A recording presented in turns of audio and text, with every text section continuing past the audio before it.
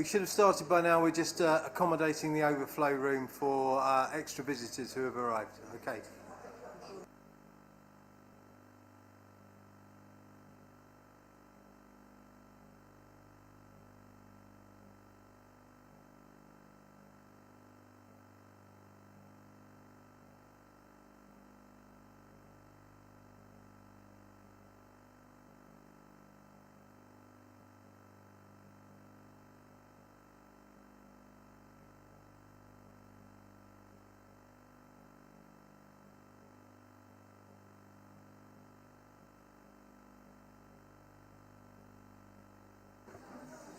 Okay, good evening everyone. Welcome to this meeting of the Local Plan Committee. Could you settle down? Thank you very much. I'm Councillor Tim Young and I am chairing this evening's meeting. The meeting is being live streamed and will be available to view after the meeting on the Council's YouTube channel. A few matters of housekeeping to begin with. Action in the event of an emergency. There are no practice alarms planned for this evening, so if an alarm sounds, please evacuate via the nearest emergency exit, either down the main stairs or the back stairs to the High Street and then to the car park behind the Town Hall in St Ronald's Street. We will have a short break at approximately 90-minute intervals.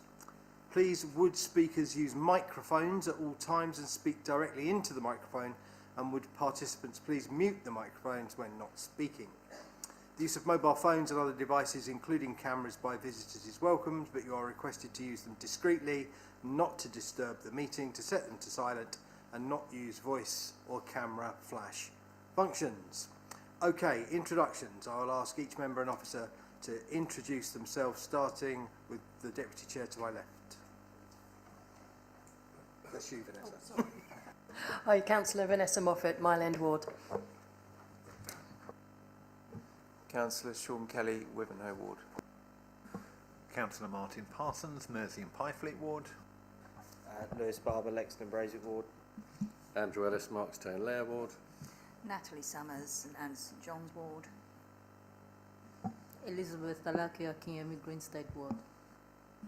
Richard Bourne, Newtown and Christchurch Ward, and I'm substituting for Councillor Smalls. Councillor Amy Kirkby-Taylor for Castle Ward. Councillor Rhys Smithson, Tiptree Ward.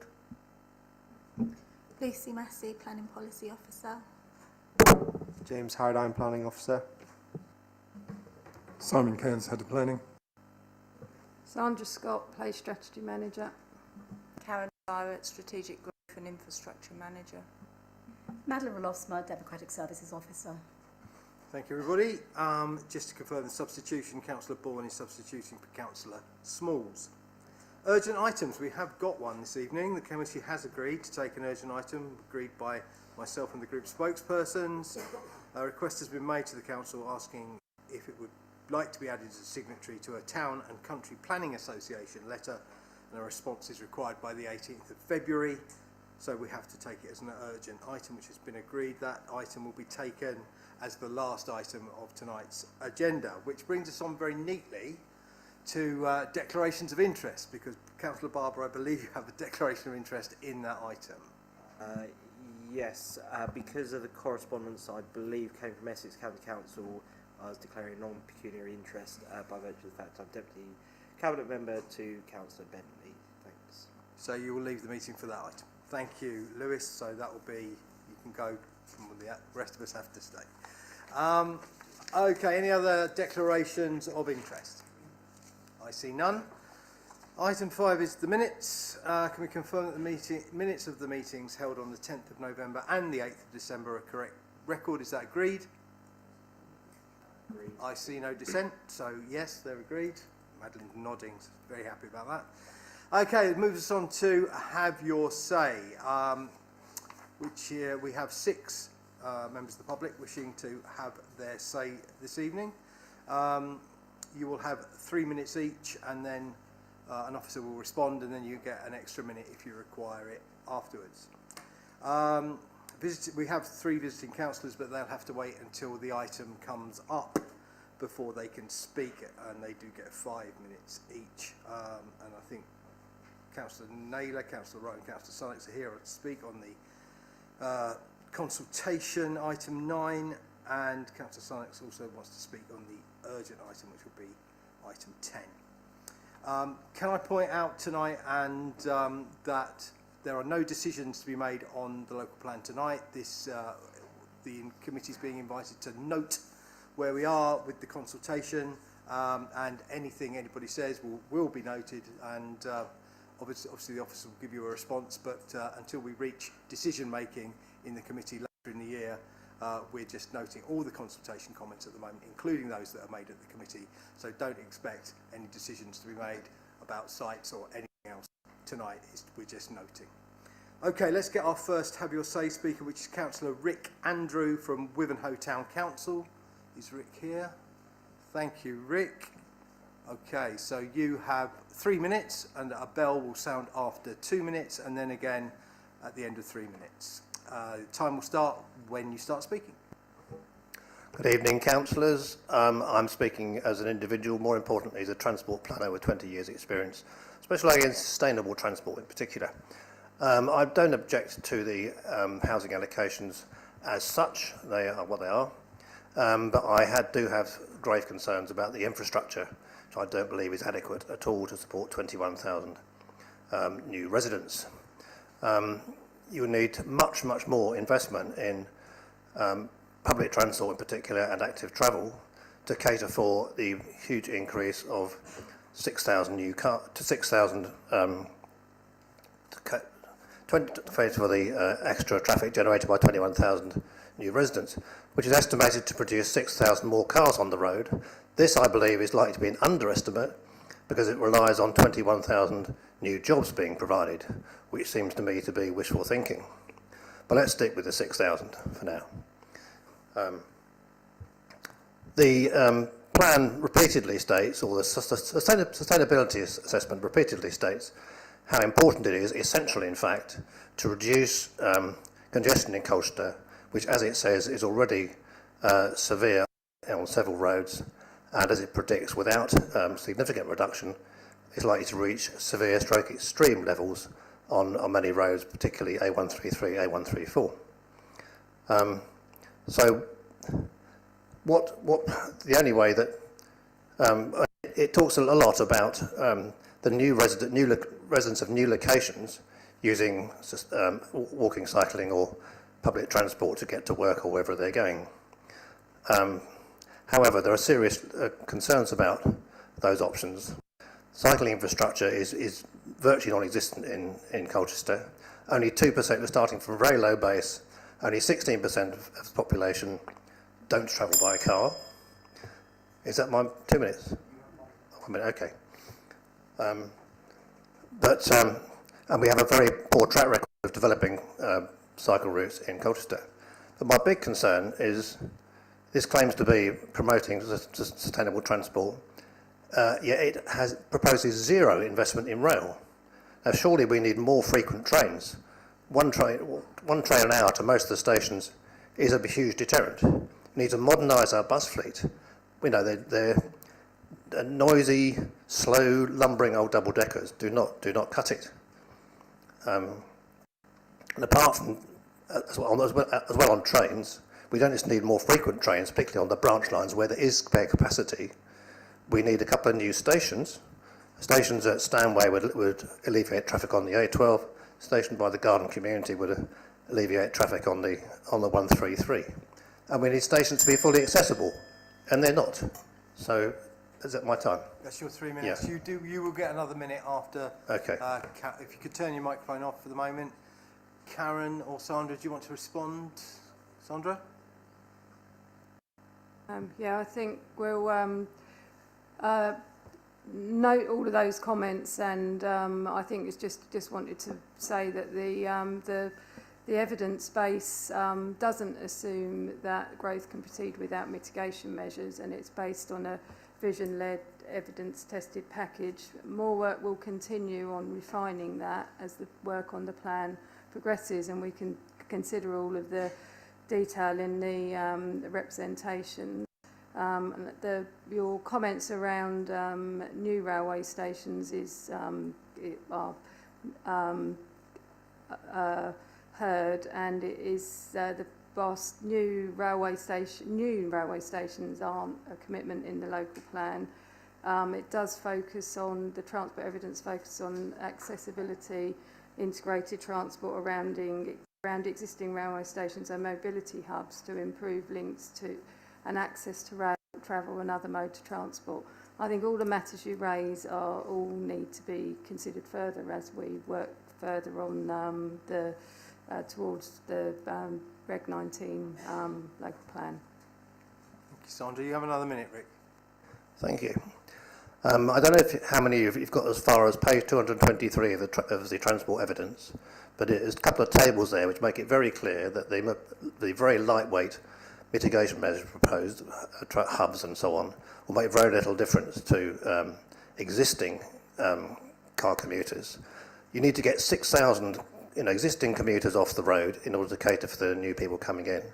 And all the mitigation measures in the plan are only going to shift 1,700 of them, which is obviously well short. Furthermore, it also says that 90% of the new residents coming in are still going to drive. So all the mobility hubs, etc., that I talked about at great length are going to have very little impact. Thank you, Rick. That's your time up.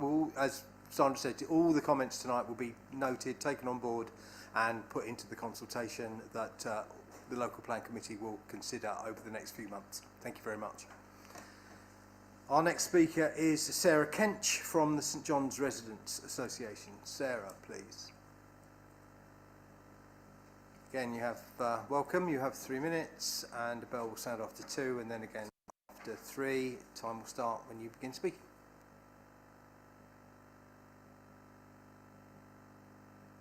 Good evening. Firstly, I want to say thank you to the nearly 40 residents from St John's who've come to support this meeting tonight. Most of them are sitting in the other room and listening in. Members of the Local Plan Committee, thank you for this opportunity to speak. I'm here on behalf of St John's residents who have carefully reviewed the St John's PP9 allocation and the Council's summary of responses in Appendix A. Having examined the evidence in detail, our conclusion is clear. As currently proposed, this allocation is unsound. The reason is not one single issue, but a series of intersecting harms to an irreplaceable ancient woodland, to local hydrology, landscape character, public amenity, and to highway safety, which have not been properly assessed, mitigated, or tested. Firstly, biodiversity and ancient woodland. Bullock Wood is an ancient woodland and a site of special scientific interest. Its ecological condition is fragile. Residents have submitted independent technical evidence that shows that both direct and indirect impacts from development. While Appendix A acknowledges biodiversity concerns, it omits key evidence that directly links development impacts to woodland deterioration. Where Appendix A suggests there are mixed views, the full evidence base points clearly to significant and potential harm. Second, hydrology, flood risk and climate resilience. The site lies on a sensitive plateau. Any changes to drainage and surface water management will lower the water table and gradually dry out this SSSI. Appendix A mentions water and wastewater capacity, but it does not assess site-specific causation. Without independent site-level modelling, there is no confidence that SUDs or any proposed mitigation would prevent long-term damage to Bullock Wood. Third, landscape, coalescence and public amenity. This allocation would result in the irreversible loss of landscape. Appendix A does not address visual impact analysis, dark sky evidence and footpath use data. This is not a theoretical loss. The residents' usage survey demonstrates a real and measurable impact on community well-being. And then fourth, traffic, air quality and heritage. The Appendix A focuses on strategic highway capacity, but omits local junction congestion and, crucially, air quality concerns. Finally, the suggested 30 to 50 metre buffer is inadequate. Residents' risk-assessed evidence demonstrates that a buffer of up to 160 metres is required to reduce edge effects, protect hydrology and limit nitrogen and particulate pollution. However, the Council has a statutory duty to demonstrate the exceptional justification required to warrant development resulting in the loss or deterioration of this irreplaceable habitat, or it should be removed from the local plan. Thank you, Sarah. You'll get another minute after Sandra has responded.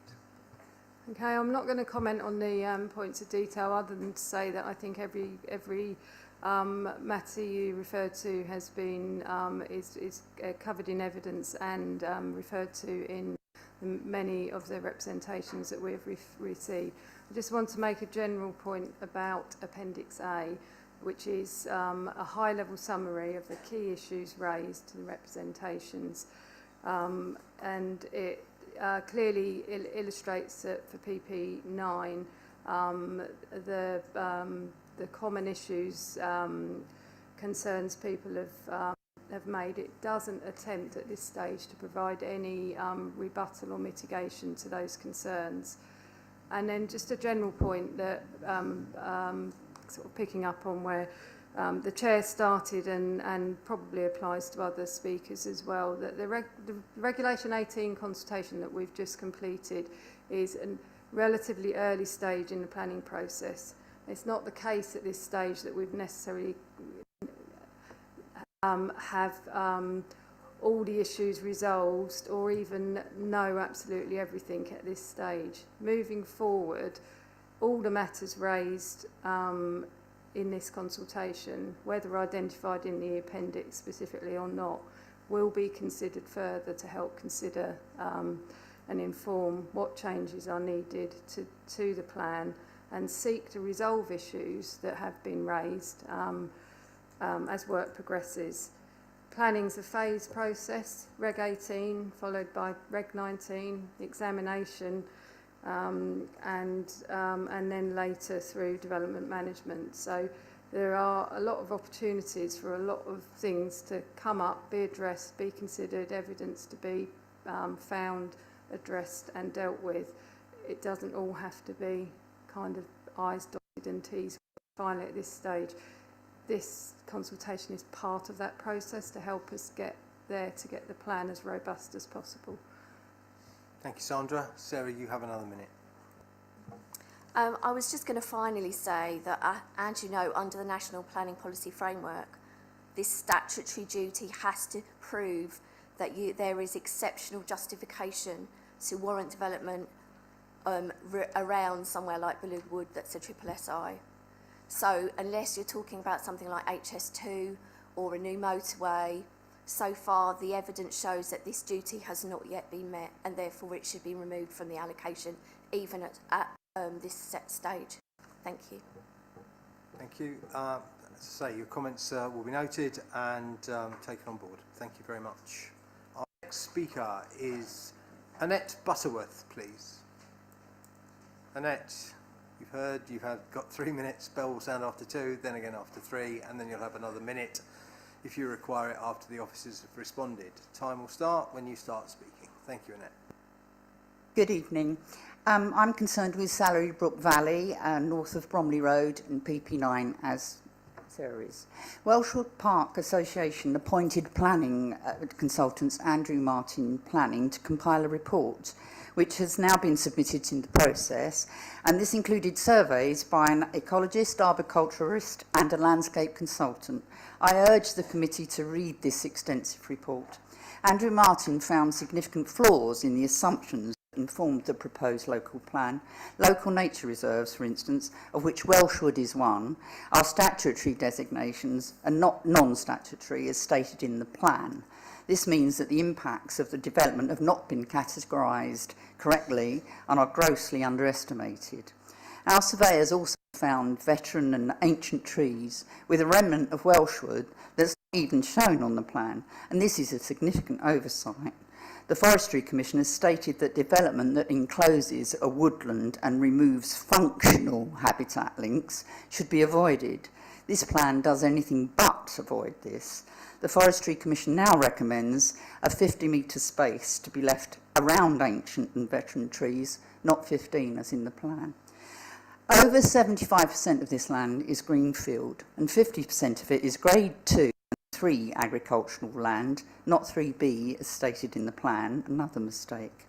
Food security has been ignored. Andrew Martin identified brownfield sites in Colchester that have not even been included in the plan. that could be used in part instead of this location, we want to know why these have not been included. Allocation of the site will also have caused coalescence and will fail local planning criteria. In addition, the site is located in an area of a high risk of flooding and is a mineral safeguarding area. The whole area is a landscape of significance, a valued landscape, and development of it would result in a very significant loss of public open space. I suggest that the planners should actually visit the site and see for themselves this beautiful valley instead of just looking at a map and only seeing empty fields. It is as beautiful as the Dedham Vale and should be honoured as such. In the past, the council did this, and nothing has changed since then. Finally, our ecologists found that this area meets the biodiversity criteria that the proposed local plan has used to reject other proposed sites. An example of a site that has now been rightly left out of this proposed plan is Middlewick Ranges. It is totally unacceptable for the council to ignore its own criteria in order to include this area, whilst using the same criteria to exclude others from the plan. The council must be consistent and exclude PP9. Thank you, Annette. I will say I think our planning officers know Colchester almost as well as anybody, and I'm sure they know bullet I hope and they what do. it's like. I hope they do. So, you know, criticise us as the elected members all you like, but please, the officers are very professional and do know Colchester and what they're doing. Who wants to respond? Sandra? Yeah, I'll respond. And yes, we're also human, and we do sometimes make errors or mistakes. That the part of the process of this consultation is for us to be made aware of those and the opportunity to correct them. One of those, I think we would acknowledge that the Welshwood Local Nature Reserve is wrongly described as a non-statutory designation, and it should be a statutory designation. That will be corrected, but I think we would suggest that that doesn't mean that the impacts have been grossly underestimated in the assessments that have been carried out. But as I've said, everything will be considered, and the work continues as we move forward. The consideration of alternative sites has been consistently applied using the same methodology against the same criteria. And I think the brownfield sites that are referred to, they may well be embedded in the response in the report from Andrew Martin. If they're not, then we would be happy to check whether any of them have already been considered through our assessment of sites, and if they haven't, then would be happy to consider them through the process as we go forward if they're not already identified in the Strategic Land Availability Assessment. Thank you. Thank you, Sandra. Annette, you have another minute. I just find it frustrating that you are all in this position of having to find space for houses that, as I said at a past meeting, that you're trying to put a quart into a pint pot, and the infrastructure discussion is just being kicked down the road, isn't it? And we're going to find that can a bit further down the road when we've got even more houses. I sat in Stane Park for a couple of hours trying to get out of it, and I suddenly had this awful revelation that that is what it's going to be like where I live if we have another 2,000 homes around there with 4,000 cars, probably, because most houses have got 2, haven't they? So it's going to take forever to get out of that. And nobody's grasping the nettle. The government has cancelled the A12 widening, so they've got no money, and they don't want to give us any either. It's just impossible. And to use that beautiful land that hundreds of people benefit from is wrong. That's all. Thank you, Annette. As I pointed out before, there was never any money for the A12 widening under the previous government, and this government, there were plans, this government has cancelled those plans, but there was never any money for it. Okay, thank you, Annette. Thanks very much. And the other thing I want to assure you is that all the evidence I know the members of this committee, no matter what area they represent, no matter what party they represent, will read all the evidence before coming a decision further down the line on the outcome of the local plan. I know they're all committed to do that, and will certainly unfortunately, well, fortunately, after the elections in May, there'll be a new local plan, there'll be new members, but I'm sure those members of the local plan committee, be they the same or different, will take the same attitude to their commitment to this process. Thank you very much. Our next speaker is Mike Lambert, please. Councillor Mike Lambert. Mike, you've heard the rules. 3 minutes, bell after 2, then again after 3. Evening. Time will start. You need to speak. Yeah. Thank you. I'm here. Good evening. I'm here representing not just Oldham Parish Council, which I chair, but 6 other parishes: Chapel, Copford with Easthorpe, 8 Ash Green, Great Tay, Markstay, and Wakescombe Parish Councils. Together, we form a wedge bounded by Braintree to the west at its widest extent, the A12, A120 to the south, the A1124 to the north, and at the tip or pinch point is formed by the junctions 25 and 26 on the A12. Within this wedge, the plan envisages 3,500 homes, doubling the population of our parishes. Markstay growth area directly impacts 4 of those parishes. All 7 are interconnected by the principal roads through the area, by a network of rural roads carrying too much traffic now, inadequate bus services along the A1124, education provision and social infrastructure, including GP surgeries.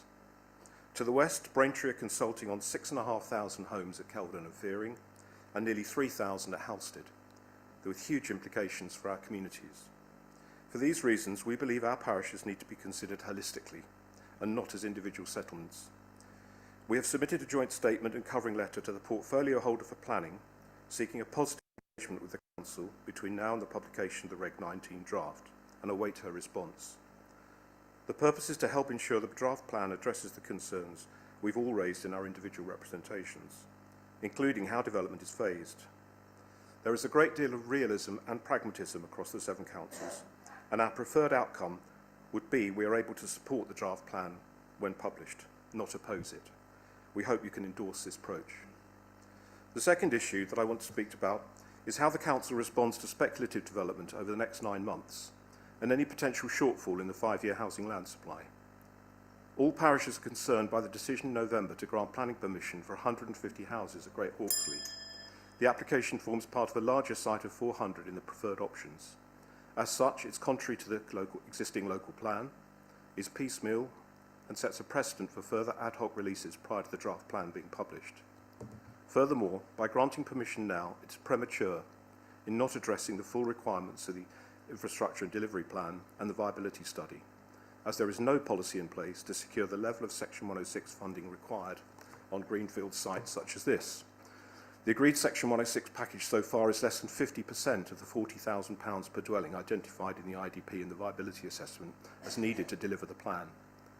If the Council is under pressure on housing numbers, we believe the shortfall should be quantified and proactively managed by identifying and consulting on which sites could come forward early to meet any predicted shortfall. An interim policy for such sites that sets out a Section 106 package to meet the requirements of the IDP, and especially the active travel element, would give certainty and discourage speculative applications seeking to get under the wire. Thank you. That's your 3 minutes, Mike. You can have another minute once Sandra has responded. Karen, will you want to come in as well? Okay, so Sandra, then Karen, and then you'll get your minute. Okay, thank you. The 7 parishes joint statement suggests a positive approach to working together. The future engagement with town and parish councils will be an important part of taking the plan forward to Reg 19.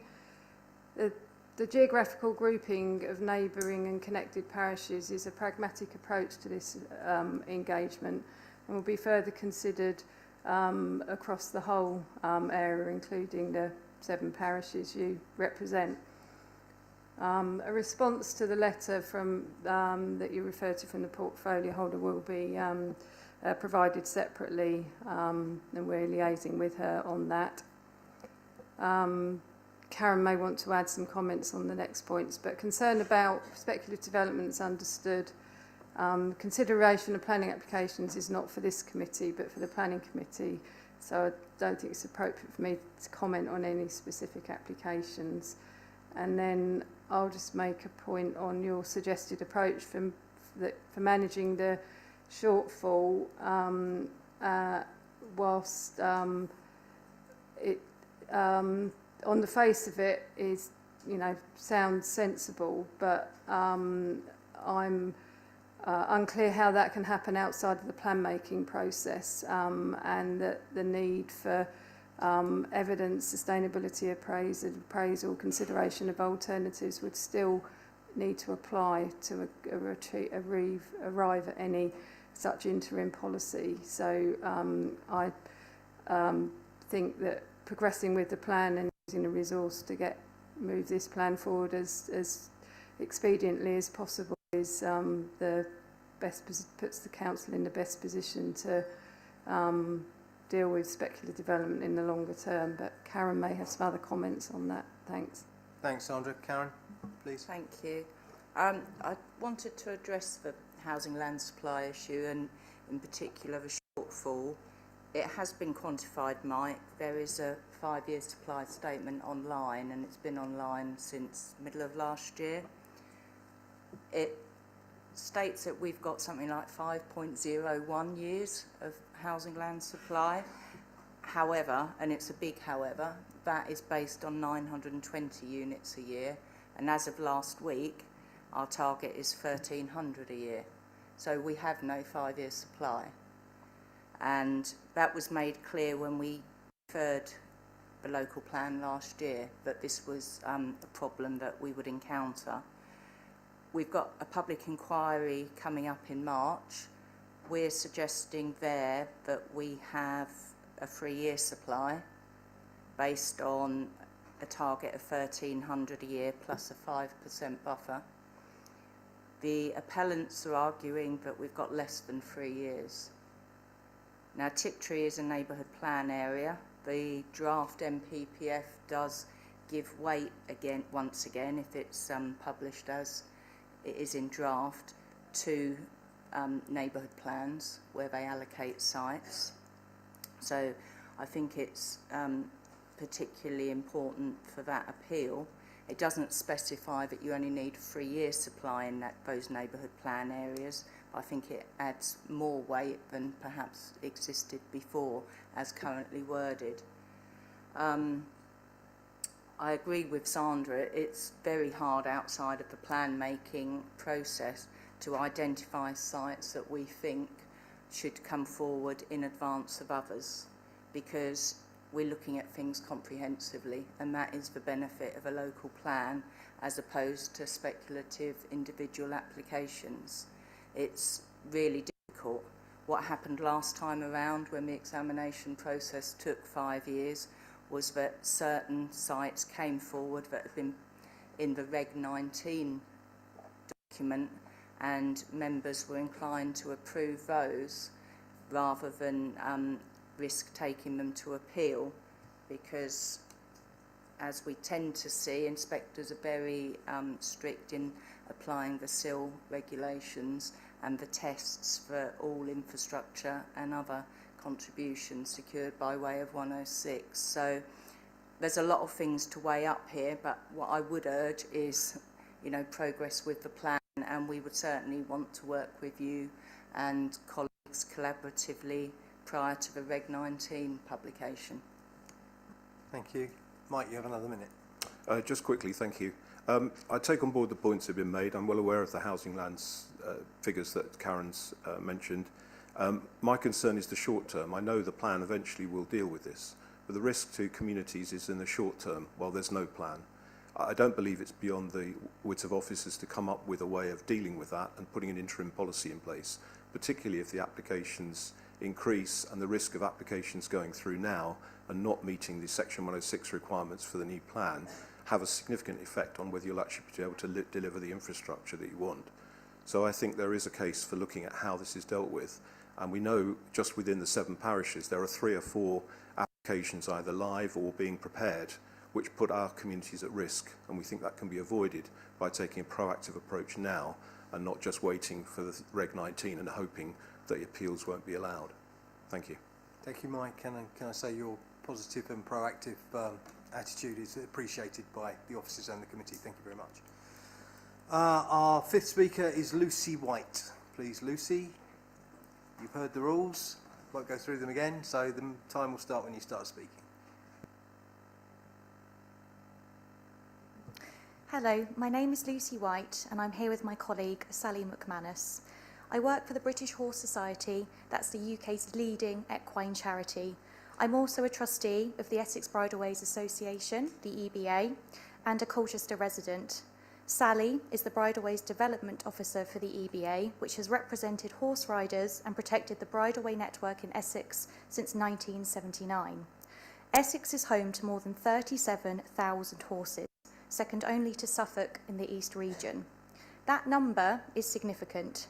Each horse contributes almost £7,000 a year to the local economy, bringing more than 260 million annually into Essex. Nationally, equestrianism is the second largest rural employer after agriculture, and its social value in the UK is currently 1.2 billion. A major new report, Reconomics 3, shows that outdoor recreation contributes 22 billion a year to the UK economy. Horse-related activity accounts for almost a quarter of that, coming in at 5 billion, with 4.3 million people directly involved. And beyond the financial impact, time outdoors improves physical health, mental well-being, and community connections. For many of us, time with our horses is not just a passion, it supports rural livelihoods, well-being, and the future of our countryside. But to do this safely, we rely almost entirely on our public rights-of-way network. Footpaths are for pedestrians, cycleways are designed for cyclists with no clear legal definition. Bridleways are multi-user routes for walkers, cyclists and horse riders. Restricted byways also allow our non-motorised users, including carriage drivers. Arenas require land, planning permission and significant cost, and Essex does not currently have a single community arena, so our countryside really matters. Nationally, 23% of public rights-of-way are bridleways or higher status. In Essex, it's just 16%. Equestrians can only access 22% of the wider network, and carriage drivers it's just 5%. These routes are often disconnected, forcing us onto the roads, and that is where the danger lies. In 2024, more than 3,000 road incidents involving horses were reported, with over 50 horses killed. Horses are not property, they are sentient beings, companions, partners, and for many of us, they are our mobility aid. Bridleways do not require more infrastructure than cycleways, and they do not need to cost more. Sustainable transport charity Sustrans, now the Walkwheel Cycle Trust, has signed a memorandum of understanding with the BHS, showing that multiple users can safely share space. Their barrier removal programme is already opening more routes to horse riders. Including equestrians in active travel planning and infrastructure is essential for our safety and equality. Riding offers physical benefits comparable to walking and cycling, and for many people it is vital for their health and well-being. We are asking you to consider... Thank you very much. You'll get another minute after the response. So I'm willing to respond to that one, please? Yeah, just briefly, there's some interesting points that you make which require further consideration, and we note that you have submitted numerous representations as Essex Bridleways Association to the plan, including a number of the site allocations. As we go forward and consider matters further,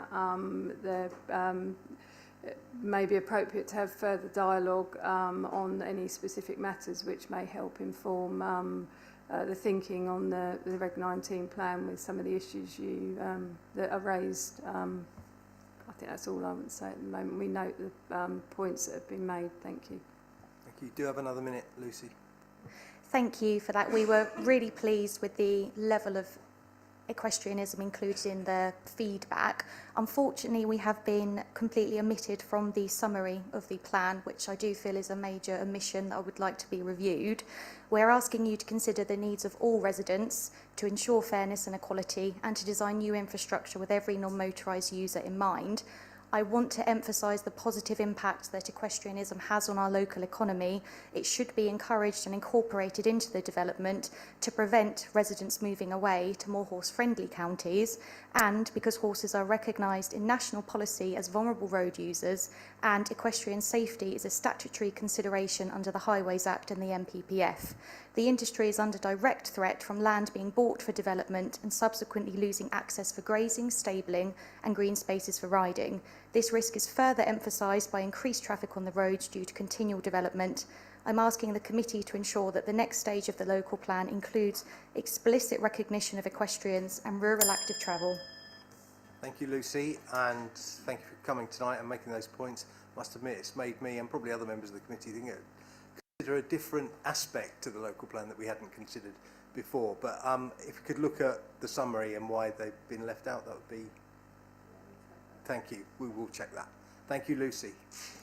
Our final Have Your Say speaker tonight is Councillor Alastair Hunter, please. Alastair. You know the rules, and the time will start when you begin speaking. Thank you for the opportunity to speak tonight. I speak on behalf of the Langham Parish Council, the Langham 500 Working Group. Langham has suffered from serious sewage overflow problems for more than a decade. Many village residents have seen their gardens flooded with sewage effluent on a number of occasions. A handful of residents have suffered sewage flooding inside their homes. One particular unfortunate resident had to move out of their home twice in the last 2 years, whilst sewerage damage was allowed to dry and subsequently repairs made. Anglian Water's environmental discharge permit has been breached 8 of the last 11 years, but no upgrades have yet been delivered to the sewage treatment works, and none are currently included in their 25-year financial plan out until 2050. 2 years ago, Anglia Water confirmed to Langham Parish Council that our MP that Langham sewage pipes suffered the worst underground leakage in their entire network, apart from just a couple of below sea level catchments in the Norfolk Broads, which finally explains why Langham is so highly prone to sewage overflows during wet weather spells. But still, 2 years later, no action has been taken to fix things. Colchester's planning officers are well aware that they cannot rely on Anglian Water to prioritise the necessary investment to fix Langham's existing sewage problems. They have therefore advised the Langham 900 land promoters that they will need to find a fund they will need to fund a new on-site sewage treatment works themselves. The Langham promoters have just published, as their part of the response to the regulation consultation, a vision statement for Langham, which proposes building a dedicated sewage treatment plant in the centre of the Langham development site.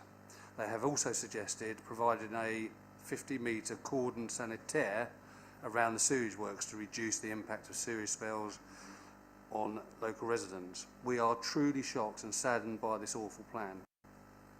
This will be all of Langham's entire population when the news of this plan becomes public. We hope that the councillors will not allow this plan to proceed. We would beg councillors to ask officers the following 2 questions. Firstly, is anyone actually going to buy the Langham 900 homes built adjacent to the new sewage works? And secondly, where on earth is 250,000 litres of sewage a day going to be safely discharged? I thank you for your time this evening. Thank you, Alastair. Sandra. Yeah, thank you. As you mentioned, the information about the current issues about the water capacity at Langham water treatment works are well known and recognised in the evidence. The plan as drafted at the moment is clear that development cannot proceed without satisfactory solutions to address this and provide the necessary capacity to accommodate the growth. The site promoters have suggested the wastewater solution. It is open them to do so, to find alternative solutions and put forward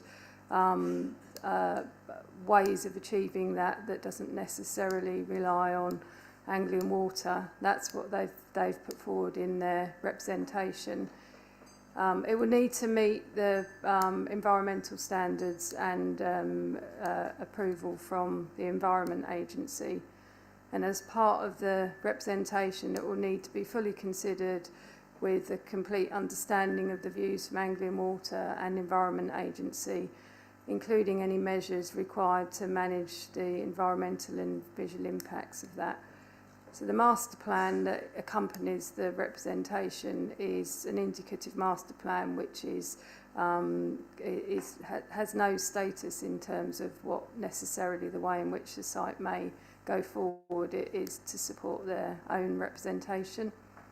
Just turning to your questions specifically, I think the first one about is anyone actually going to buy the houses?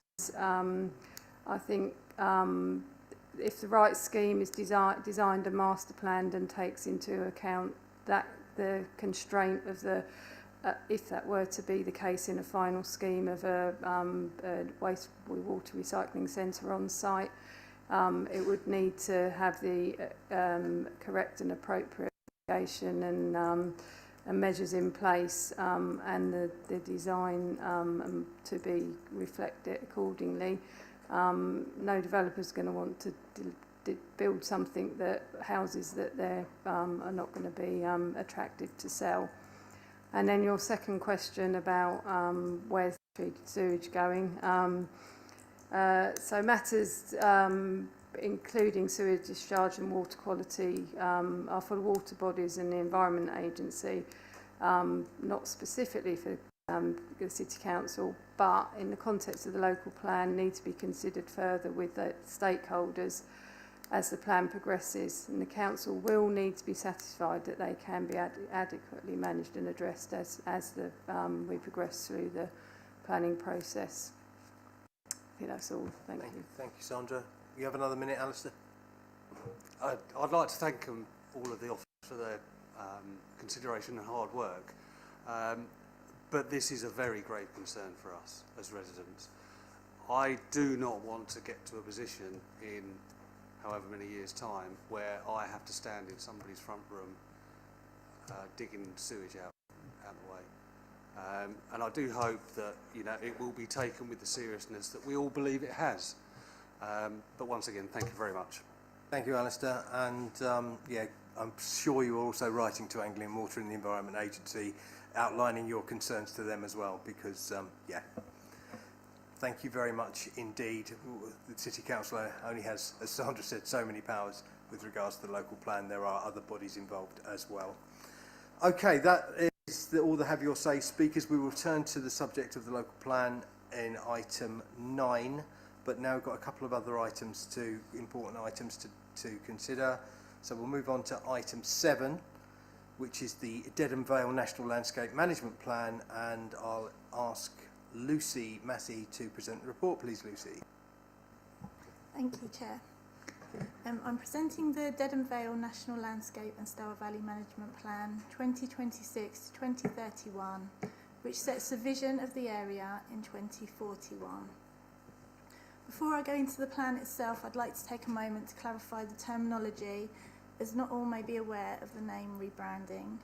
In November 2023, all areas of outstanding natural beauty in England and Wales were rebranded as national landscapes.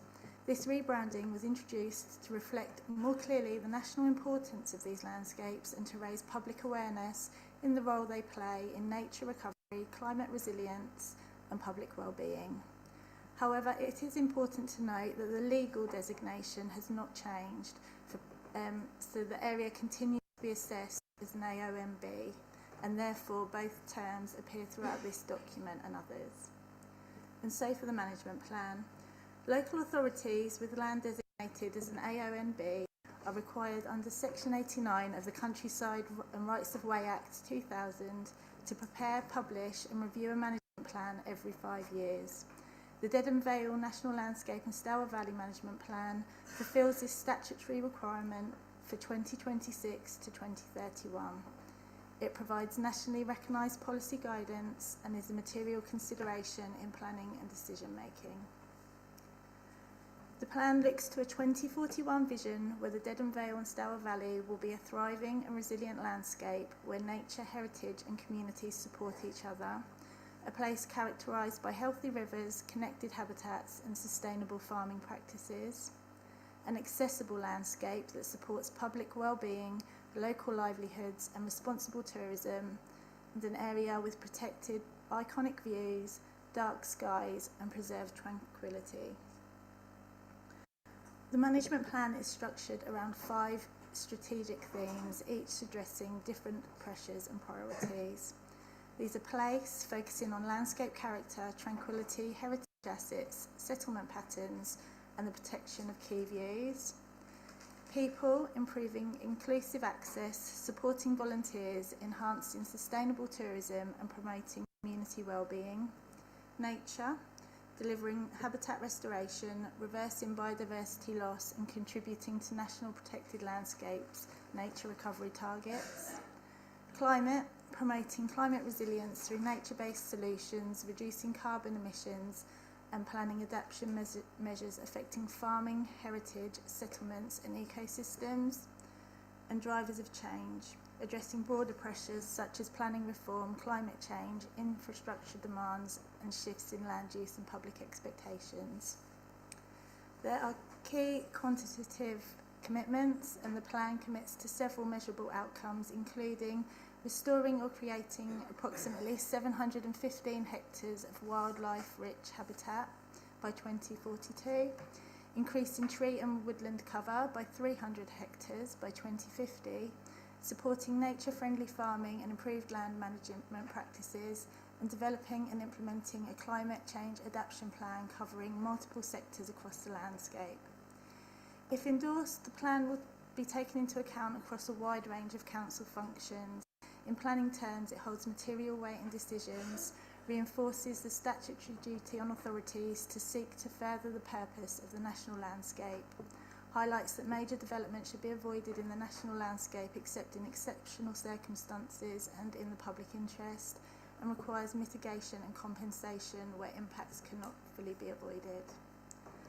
By endorsing this management plan, the Council meets its statutory responsibilities under the Countrysides and Right of Way Act, ensures it retains influence over the strategic direction and priorities for the Dedham Vale, provides clarity and certainty for planning decisions, local communities and landscape partners, and strengthens its commitment to climate resilience, nature recovery, community wellbeing and sustainable development. You are asked to endorse the Dedham Vale National Landscape and Stour Valley Management Plan 2026 to 2031 and recognise it as a strategic and material consideration in all relevant council functions, including planning and environmental decision making. Thank you. Thank you, Lucy. Very comprehensive report. Thank you very much indeed. I think I must have missed this in November 23 when it changed from AONB to National Landscape, but I think we all understood what AONB was, Area of Natural Beauty. But if it's National Landscape now, I think they're interchangeable by the sound of things. So, but thank you for the report. Right, members, is anybody who wishes to ask a question or comment on this report? Councillor Parson. Switch your microphone on, you can. Could we take you to page 71, please? Thank you. And we've got the delivery plan there. Now, on theme number 3, we've got ensure that development and changes to land use and land management cumulatively conserve and enhance the features, character and qualities of Dedham Vale Natural Landscape and Stour Valley project area. And theme 5, resist proposals, projects and programmes that negatively impact natural beauty, landform, landscape character, special characteristics, including the setting and the views to and from Dedham Vale National Landscape. Now, the difference between site and setting is site's the actual piece of land, setting's the surrounding land and the relationship to it. So the question that I've got, and it relates to the draft local plan, we've just heard from someone from Langham. It's not my ward, it is the gentleman next to me. If we're proposing 900 houses in Langham, which is adjacent to, a few hundred metres outside, the AONB area. What consideration have we had or taken of the effect that has on the setting and the views to and from the Dedham Vale National Landscape? Now, I used to be a councillor for an area that was included part of the Suffolk Coast and Heaths AONB, and we had this a number of times where you get a development that is immediately outside the AONB, but it clearly affects the setting. So I'd really like to know what consideration's been given to that. Are we talking just a kind of, oh yeah, we thought about that, or is that, yeah, we went through this, and we went through that? Over to you. Thank you. I think Sandra's going to, if you want to chip in afterwards, Lucy, please do, but Sandra first. Yeah. So the presence of the national landscape and the impact on the setting will have been one of the constraints that was considered in the assessment of the sites when considering the alternatives and the recommended allocation. And it will be reflected in the policy and to ensure that it's properly considered should it remain in the plan and go forward for when the planning application may come forward. I know the National Landscape themselves have responded to the plan, to the consultation. I can't tell you, I can't remember off the top of my head what their comments are, but we will certainly be looking at those in relation to any issues that they raise in relation to what's proposed in the local plan and you know, considering how they may need to be addressed. Thank you. Lucy, anything to add? No, nothing further to add. Thank you. I thought Lucy Councillor looked very relieved when Sandra said she was going to answer that one. Anything else, so Parsons? I think a key question would be helpful for us to know as a committee is which sits within which in terms of planning law. So is our draft local plan subject to the AONB, or is the AONB subject to our local plan when it's finally approved past Regulation 19 and the planning inspector? I'm looking at Simon, Sandra and Karen for that. Simon first and then Karen. Thank you. Yes, I mean the two are absolutely inseparable. One is a material consideration and a statutory duty, and clearly any plan to be sound will have to have due regard to all material considerations, including the AONB National Landscape designation. Anything to add, Karen? I was just going to say it's planning balance at the end of the day when it comes to decision making. Okay. Oh, you've got more? Okay, carry on. Thank you, Chair. So one final one. Let's suppose, and I have no information that this is the case, but it's something that we need to think about in terms of foreseeing future risks. Let's suppose that a group of people or parish councils in Langham took a judicial review application against the council. On the basis of this, the High Court would want to know that, going back to my original question, have we just done, yeah, we thought about that, or have we got a specific paper trail saying we thought about that aspect, we thought about that aspect, we thought about that aspect? Which one is it? Aaron? Well, JR would have to be on a decision taken. So it would be on a decision, I guess, to adopt the plan or a decision to approve a planning application. Alternatively, it could be on the inspector's report into the soundness of a local plan, because as Simon and Sandra articulated, that will all be considered as part of the local plan examination. So there's various opportunities for that to take place, but whether that's appropriate or not is another matter if we're shown to have taken it into account. Thank you, Karen. Thank you, Councillor Parsons. Any other comments or questions from the committee on this item? Councillor Barber, then Councillor Ellis. Councillor Barber, I called you first. I think by the looks of it, the National Landscape team objected to the Langham allocation north of Park Lane for a variety of reasons, including the recycling centre. So I just wanted to just go through the submissions. And I think it would be interesting, I guess, to just gain your thoughts perhaps on what you feel is the most significant change in this document compared to what we had previously in place, and how you feel that would impact general decision making in the council. I appreciate there may not just be one, but it'd be interested to understand actually how significant difference this document is compared to what was in place previously, and understand what influence that may have on the council compared to what was not in place previously. It'd just be interesting to understand thoughts. I don't know, so I'll just be interested in that. Thank you, Lewis. Lucy? Thank you. That's difficult for me to answer because I wasn't here when the last management plan was introduced. But personally, what I do really like about this plan is the community involvement and the inclusivity that it brings into, which has definitely increased from the last plan and aligns with the council values. So I'll be interested to see how that plays out in development. Simon may be able to add. He's been here a while longer than you, Lucy, but not as long as me. Yeah. Simon.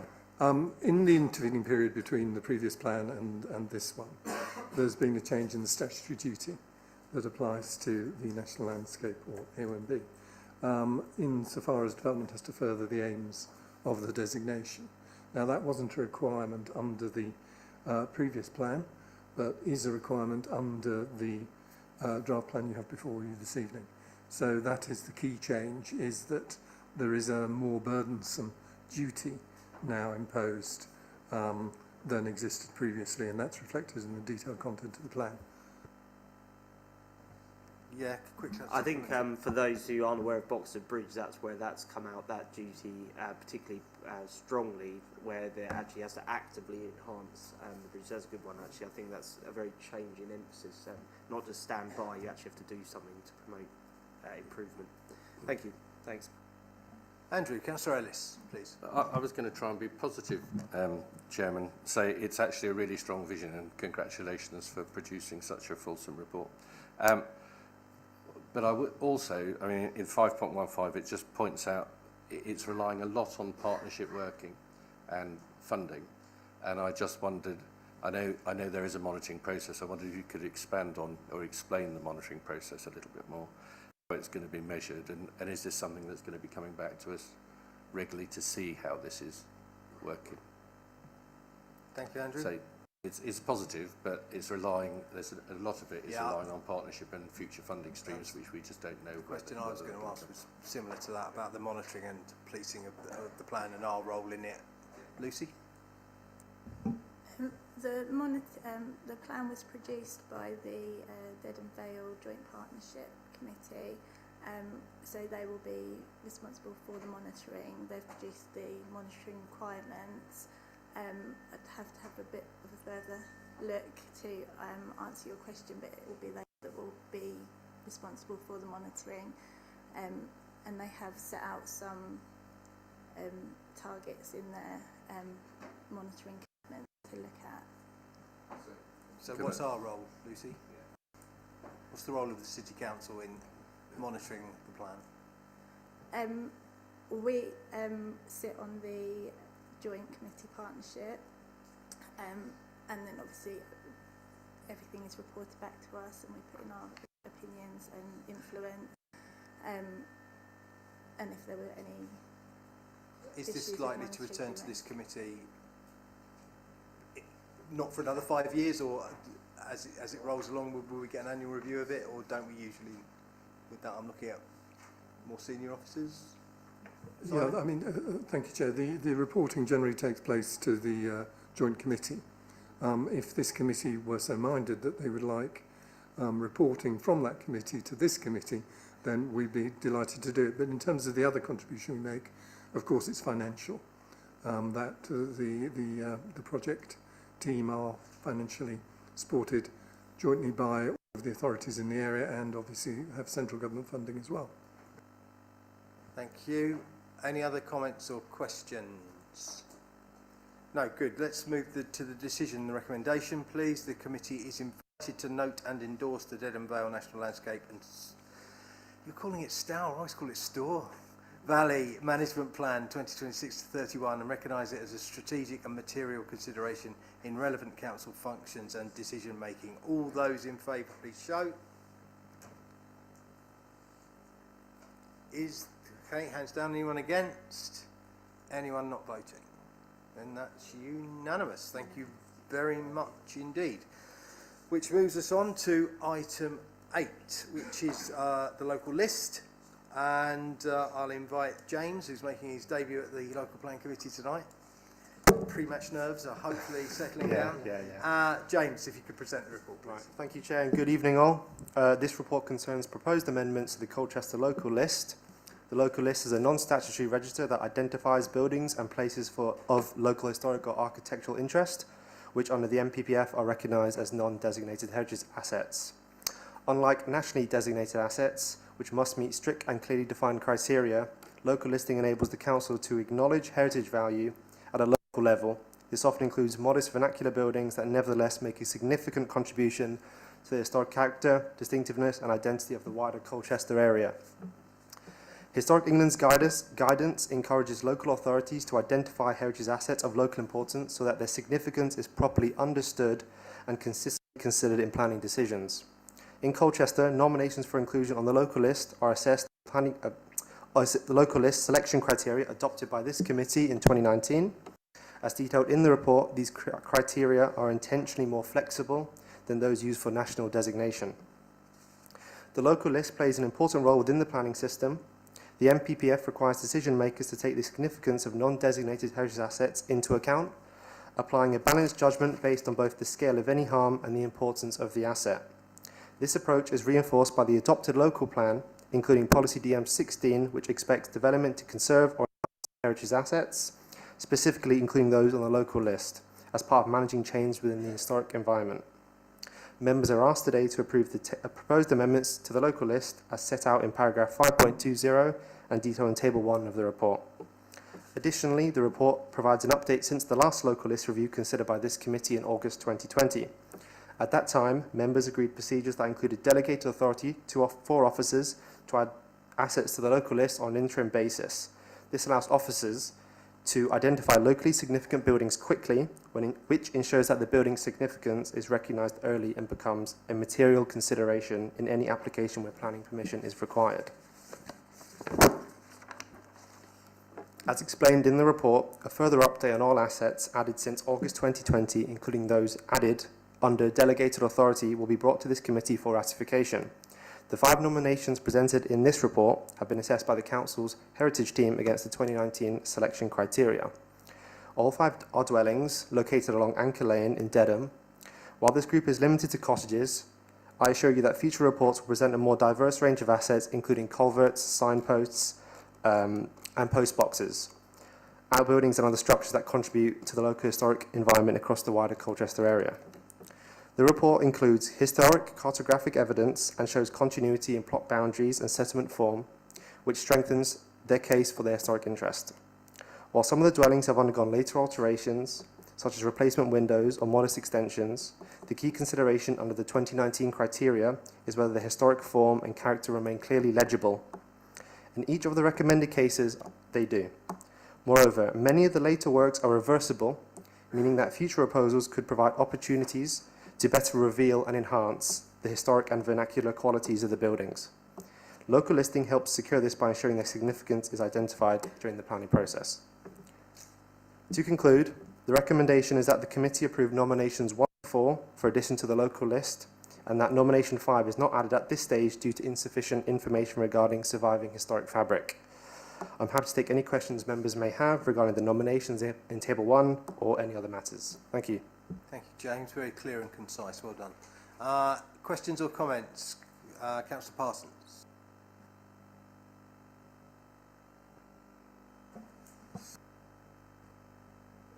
And very confident first presentation. Well done, James.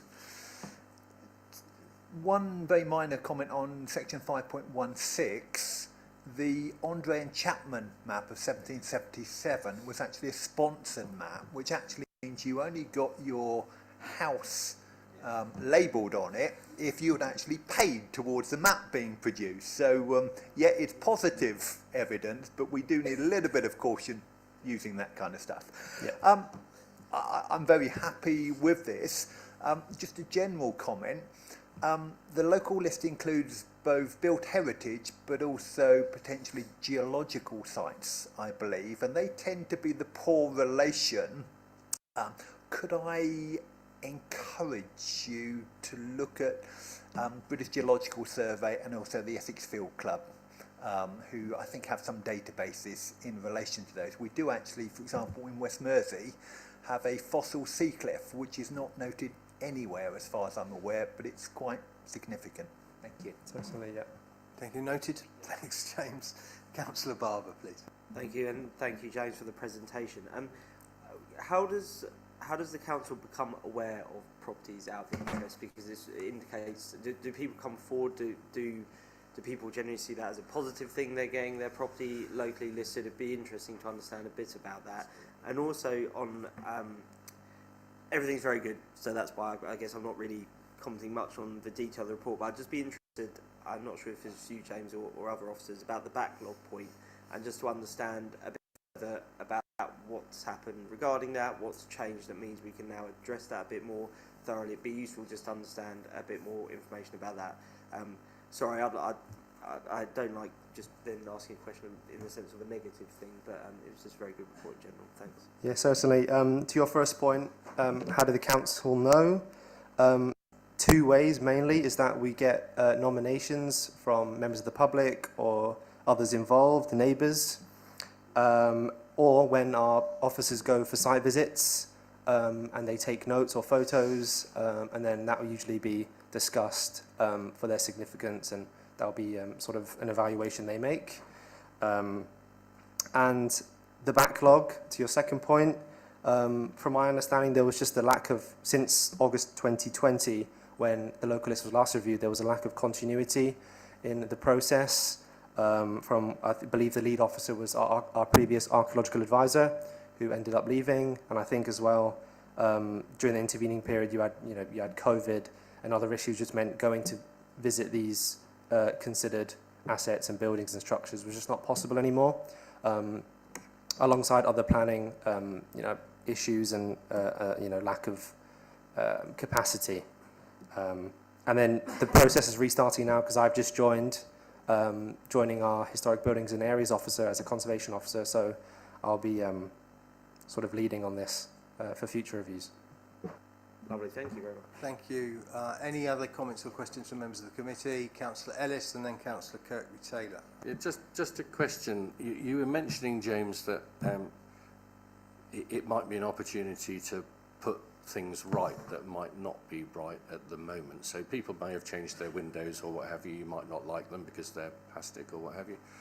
What I wouldn't want to see the local list used for is an opportunity to, or rather, I would think most of these are actually houses that other people have suggested become part of the local list rather than necessarily the owners, because I know the issues that listing can give owners.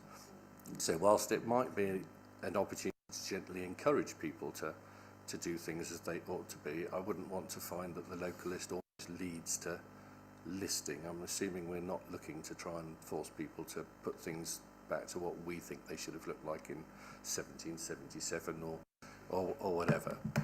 James? Yeah, I think it's just important to note that the local list is non-statutory and it's only a material planning consideration, and of course you wouldn't want to get people to remove their extensions or front or side or rear extensions to bring back that historic character and legibility. And back to Councillor Barber's point, because I've just remembered another question in which the member mentioned on whether people would be happy about being their homes added onto the local list, and I think it's definitely a hard one to answer, but I believe from experience that it's best way to put it is it's a sort of a 50-50 sort of thing, whether people want that their building recognised or not. But I'm not sure if there is a function in which they could refuse as such. Yeah, thank you. Thank you very much. Simon? Yes, just to put fears at bay, we do consult with the owners, so they do have the chance to comment. And I think if they felt extremely strongly about it and had good reasons to suggest that the proposed addition doesn't align with the selection criteria, obviously we would give that appropriate weight. We're acutely aware of the fact that this needs to be assessed against the criteria which the council have adopted. Thank you. Amy? Just want to say it's wonderful that we're starting to get through the backlog and that you're actually able to find the capacity to start putting these onto the local list. It's definitely a positive for this town. Thank you. Thank you very much, James. Unless there's any more questions or comments, move to the decision, and that is that the Local Plan Committee is asked to agree changes to the Colchester local list, approve the proposed additions to the adopted Colchester local list as identified in paragraphs 5.20 of this report, and note that subsequent reports will address the backlog of additions for ratification and consider future nominations for local listing. All those in favour, please show. That looks unanimous. No, nobody against, no abstentions. So thank you very much. That's agreed. Okay, we move on to item 9. What I'm going to do, given the time, is I'm going to take the contributions from the 3 visiting councillors before we take our break, and then get the introduction to the report, and then have our debate or consideration. Remember, this is only for noting. So can I ask in this order, councillors Naylor, Rowe and Sunnox to come forward? You will have 5 minutes. Thank you. Your time will start when you start speaking.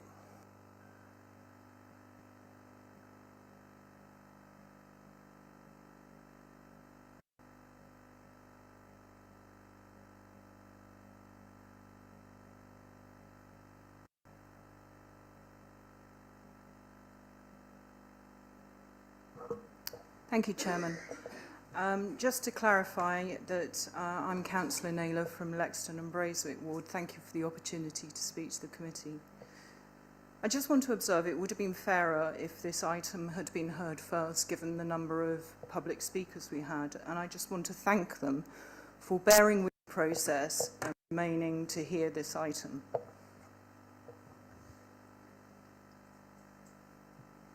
The parish councils are due a huge vote of thanks by all of us for the diligence and dedication they have shown in responding to this consultation, which meant many gave up precious time with their families over Christmas and New Year to respond to the consultation and make sure that what little opportunity there is for the public to be heard was indeed taken. I do think we should bear this in mind in future public consultations, that we don't put such an unreasonable burden on parish councils. I want to acknowledge, nonetheless, speakers who made their contributions at Have Your Say earlier, who are campaigners that object to how their areas are to be changed beyond recognition by the proposed allocations, which are in whole due to the government forcing Colchester to build 40% more homes. Councillor Mike Lambert spoke eloquently on behalf of the 7 parish councils, and I share his deep concern about the A1224, the Halstead Road, which serves as the main route from 8 Ash Green, Oldham, Chapel, Wakescombe, as well as being one of the routes for residents of Fordham. It will be at a standstill if all these houses are built along that spine road. Residents have been in touch with me saying that they already crawl down this road as it feeds into the main junction 26 for the A12 and the infamous Staines Park, which Annette Butterworth told us earlier took her nearly 2 hours to exit recently. We are looking at gridlock when that population of the 7 parishes doubles, as per Councillor Lambert's comments to the committee. I do urge the Council to consider Councillor Lambert's excellent suggestion that an interim policy be drawn up by this Council to bring forward sites to fulfil the 5-year housing land supply requirements. I am concerned that this Council makes a point of remaining open to innovative and strong suggestions as part of navigating the impossible demands that we should go from 900 to 1,300 houses per year. It would go some way to alleviating the risk of losing appeals, such as the one mentioned by officers, which is forthcoming. So I urge you to reconsider and embrace this really good idea. Councillor Alastair Hunter restated the horror of Langham's sewage problems. There are real risks too that the water generated by extra residents, albeit cleaned by the sewage plant, will result in flooding downhill at Dedham. People in Dedham are really worried about this. I'm the councillor for Lexington and Braeswick, and the overwhelming message from residents that I get is that there's no way we can build another house without a realistic plan to fund and fix the legacy infrastructure of Colchester. There's so much wrong with the infrastructure aspect and the allocations of the draft local plan as it stands that it's actually impossible to cover the issues in 5 minutes. I submitted a paper to the consultation on the lack of hospital beds at Colchester Hospital, which is backed by evidence from the hospital itself. The former chief executive and the former strategy director both said we need 90 beds now to cope with the existing demand. How much worse will it be when our population rises by 26%? There is no money set aside for building the new block to provide the equivalent of 3 wards. It's going to cost about 120 million to build 90 beds. No money yet, just like there's no money for the A12, no money for the A120. It doesn't matter who said what, but the reality is it's folly to be proposing to build more houses when we do not have the infrastructure to cope with it. I don't believe anyone in this room behind me who's doing their very best to engage with this process is in favour of this plan in totality. Thank you, Chairman. Thank you very much. Councillor Naylor, does any officer wish to respond to that? Karen? A couple of points. Just to point out, Stane Park's been mentioned a couple of times tonight, but I would just like to say this council refused that application and it was allowed on appeal.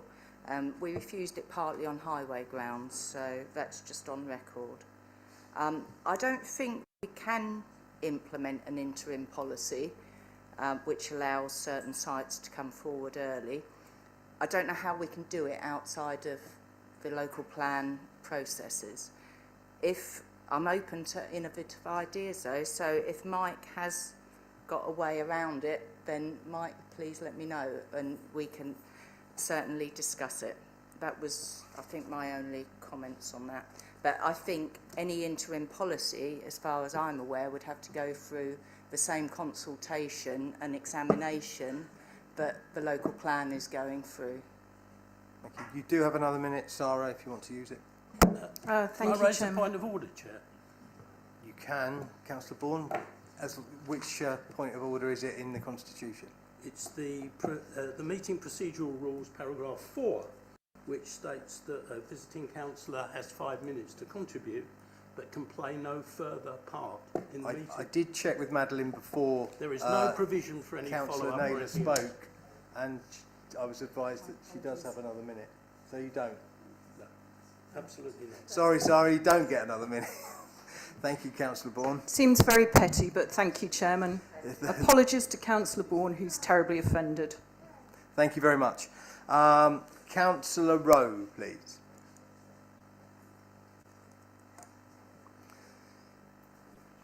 You have 5 minutes and you don't get another minute afterwards.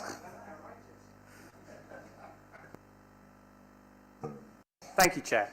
I'm speaking tonight primarily on behalf of Langham residents, but I'd like to start with a broader perspective based on the consultation response from the Ministry of Defence. You'll be pleased to hear that they're not seeking to challenge the deallocation of Middlewick and in the new local plan, but they are seeking to protect their interests in the MOD-owned land, both to address a local shortfall in service family accommodation and for the potential release to help address Colchester's wider housing needs.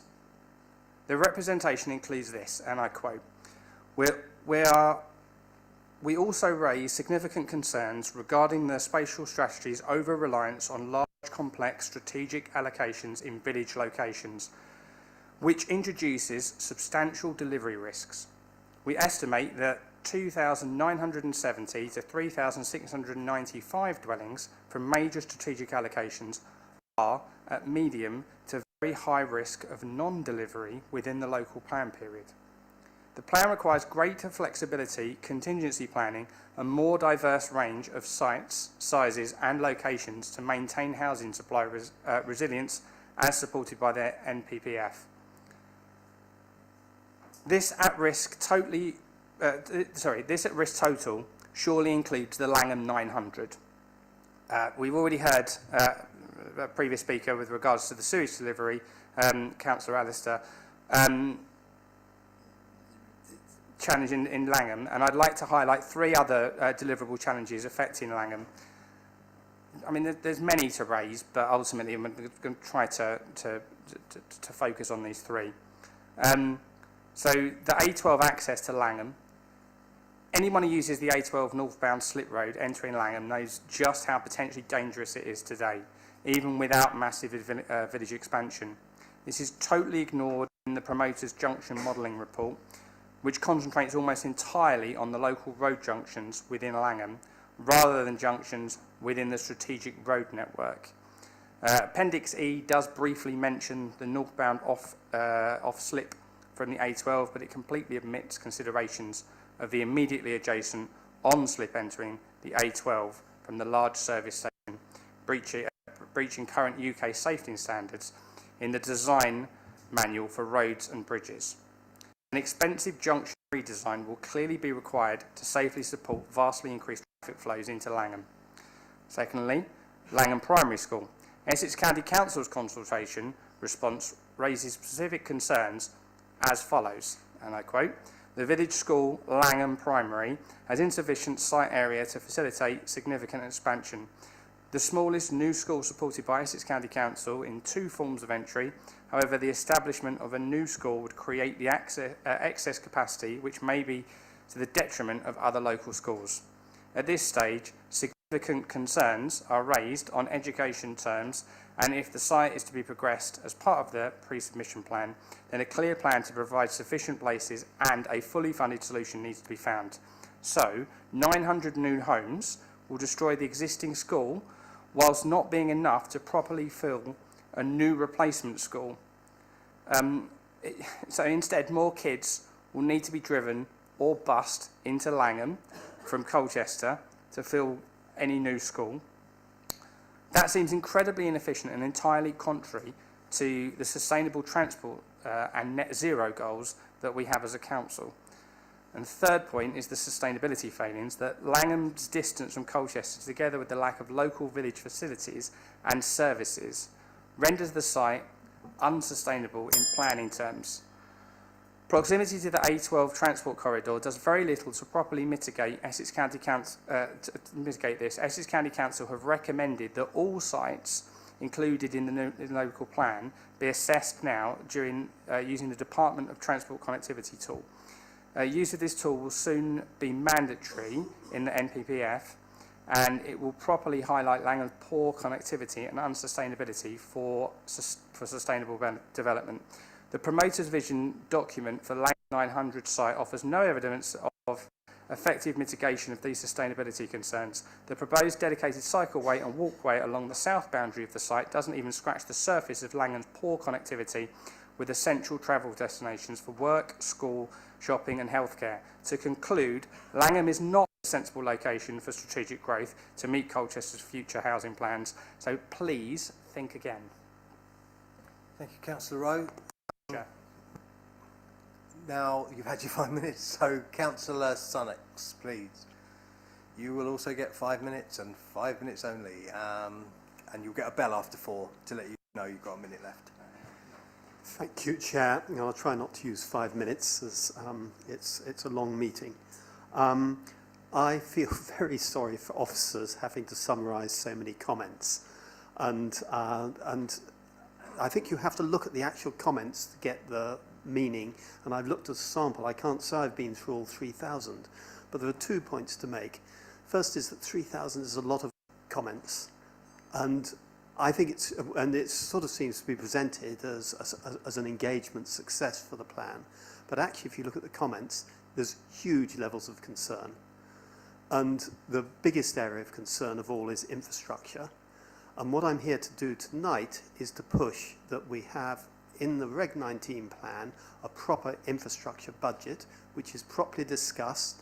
We look at the 800 million that we've got in the infrastructure audit, and we look at the 400 million, which is about the most I think can be collected under the present system, section 106, and we say, how will we close that 400 million gap?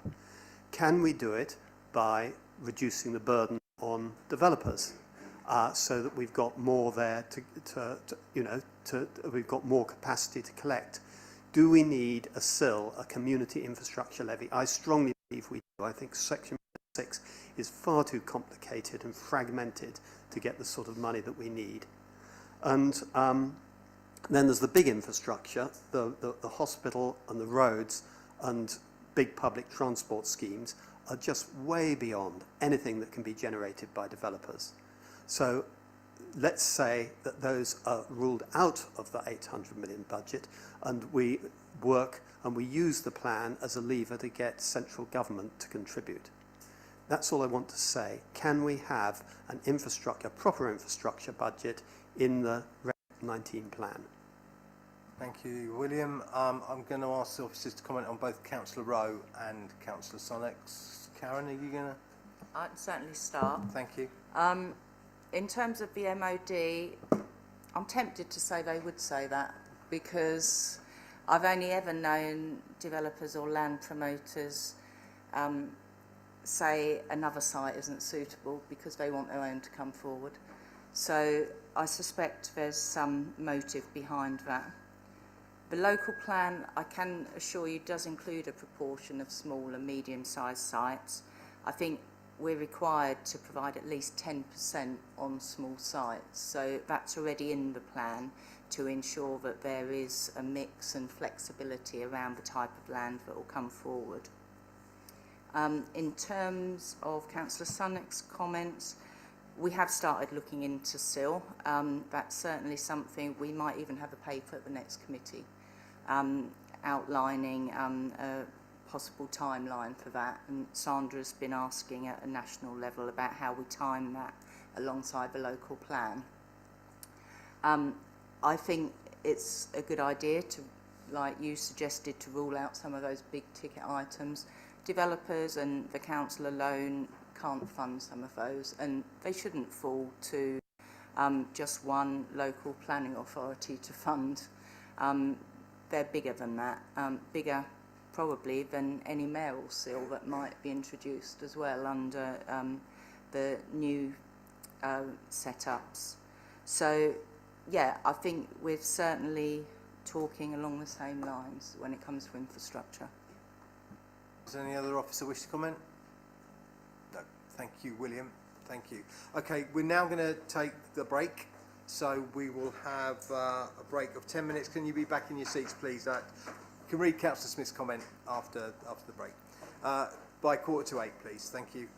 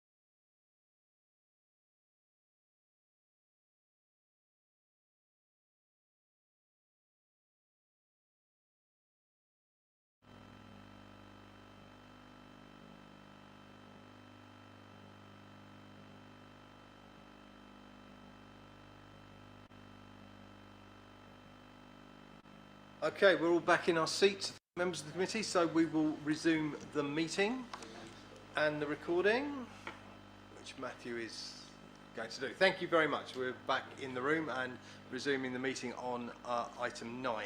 I know we have got a statement that Councillor Summers is going to read out from Councillor Smith, but as Councillor Summers is a member of the committee, I'm going to ask for the presentation of the report first, and then we'll hear Councillor Smith's statement. So, Sandra, over to you to present the report, please. Okay, thank you. This report provides initial feedback following the consultation on the Regulation 18 local plan. As a reminder, it ran for 7 weeks from the 27th November to the 14th of January 2026.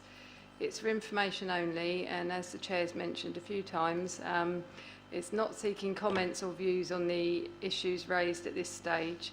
It's not intended this evening that this committee debates the merits or otherwise the points being raised in the consultation. Opportunities for this will be at future meetings as work progresses.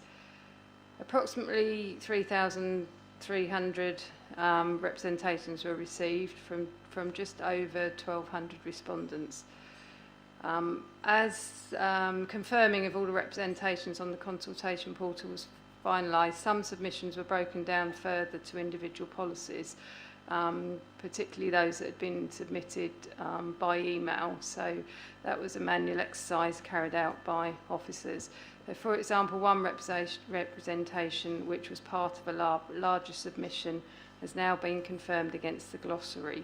The appendix indicates that no reps were made to the glossary, but there was in fact one which was logged, switched over later. Compared to the equivalent stage for other local plans at Colchester, this consultation generated a significantly higher number of responses than previous occasions. There may be many reasons for this, but it must in part be attributable to the methods of engagement used for this consultation. Paragraph 5.2 of the report lists the methods of engagement, which include a number of things which we have done for the first time as part of this consultation for the local plan, including a virtual exhibition and face-to-face engagement focused on a number of younger people through the Colchester Sixth Form College, Colchester Institute and the Council's Youth Panel. The report reflects on the effectiveness of the engagement for each method and quantifies participation where this is possible. It is also acknowledged, as mentioned earlier by Councillor Naylor, the important role that ward members and town and parish councils have played in the consultation. Many ward members actively promoted the consultation within their constituents and presented further specific information such as boards within their localities. A number of town and parish councils also hosted their own local events, drawing on information from the local plan and evidence base, and conducted events to engage with their communities. This proactive engagement has undoubtedly contributed to the level of interest and response at this time. In November, the committee requested that data be collected to identify where people came from when they attended face-to-face events held in the Colchester Town Hall. This was recorded, and as indicated in the report, there was a split between urban and rural areas, with 2/3 from various wards covering the urban area of Colchester and 1/3 from rural areas representing 8 different parishes. The report goes on to summarise the key issues raised by the consultation under each policy. The table in Appendix A provides a summary by policy. And it's been said a few times this evening, but it's important to note that this is an initial high-level summary intended to capture some of the main issues and raised and common themes. It does not seek to cover everything or to provide any response. So there may be some points that have been made that aren't referenced in the summary. However, all representations and all the supporting information, which is very significant in some cases, will be considered in detail as the work progresses. The responses are a mixture of support, comment and objection. Some logged as comments are actually objections, which will be reflected in the considerations going forward. A number of consistent concerns are raised regarding deliverability, infrastructure capacity, proportionality of growth and the need for clarity in some policies. Many raised concerns about viability and have made comments on the viability evidence which was prepared to support the Regulation 18 plan. Another concern mentioned frequently is the confidence that the active travel requirements and ambitions are unrealistic, or the view that they're unrealistic and the confidence of them being delivered.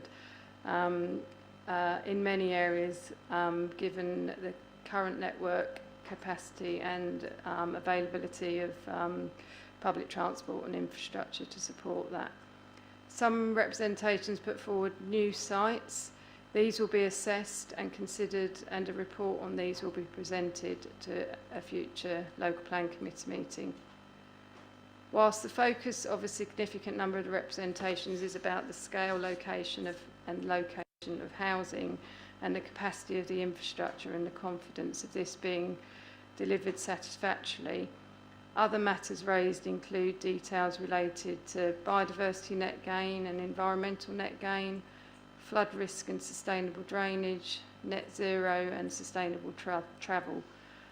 A number of other examples were referred to in the report, and the table provides summaries for all policies. Finally, at paragraphs 5.24 and 5.25 is a reminder of the next steps in the plan making. Over the next few months, work will focus on considering responses in detail and identify the need for any further evidence and potential matters where the plan may need revisions. Further reports will come to local plan committee as the work progresses. The local development scheme sets out the timescale for the remaining stages of the plan preparation, with consideration by the committee of the Regulation 19 submission draft plans scheduled for the summer, followed by consultation and submission in the autumn. The local plan committee will need to agree to proceed with Reg 19 and submission when the plan is at that stage. And final adoption following independent examination will be for full council following a recommendation from the committee. I'm happy to take any questions along with other officers who are here to support. Thank you. Thank you, Sandra. Can I start by saying thank you and congratulations and to the officers for an excellent consultation that has taken place. Well done, and I think the results and the comments we've had back is testament to the work you've put in. So thank you very much. And also thank you to members of the council, and especially members of this committee who went out of their way, Councillor Kelly and others, to encourage residents to partake in the consultation. I think that's been a success for Colchester City Council, and the level of engagement proves that. I'm going to ask Councillor Summers to read out Councillor Smith's statement and then add any comments of her own that she wishes to make, and then other members of the committee to indicate when they want to speak. Thank you. Councillor Summers first, please. Thank you, Chair. Now reading a statement on behalf of Councillor Paul Smith, St Anne's St John's Ward.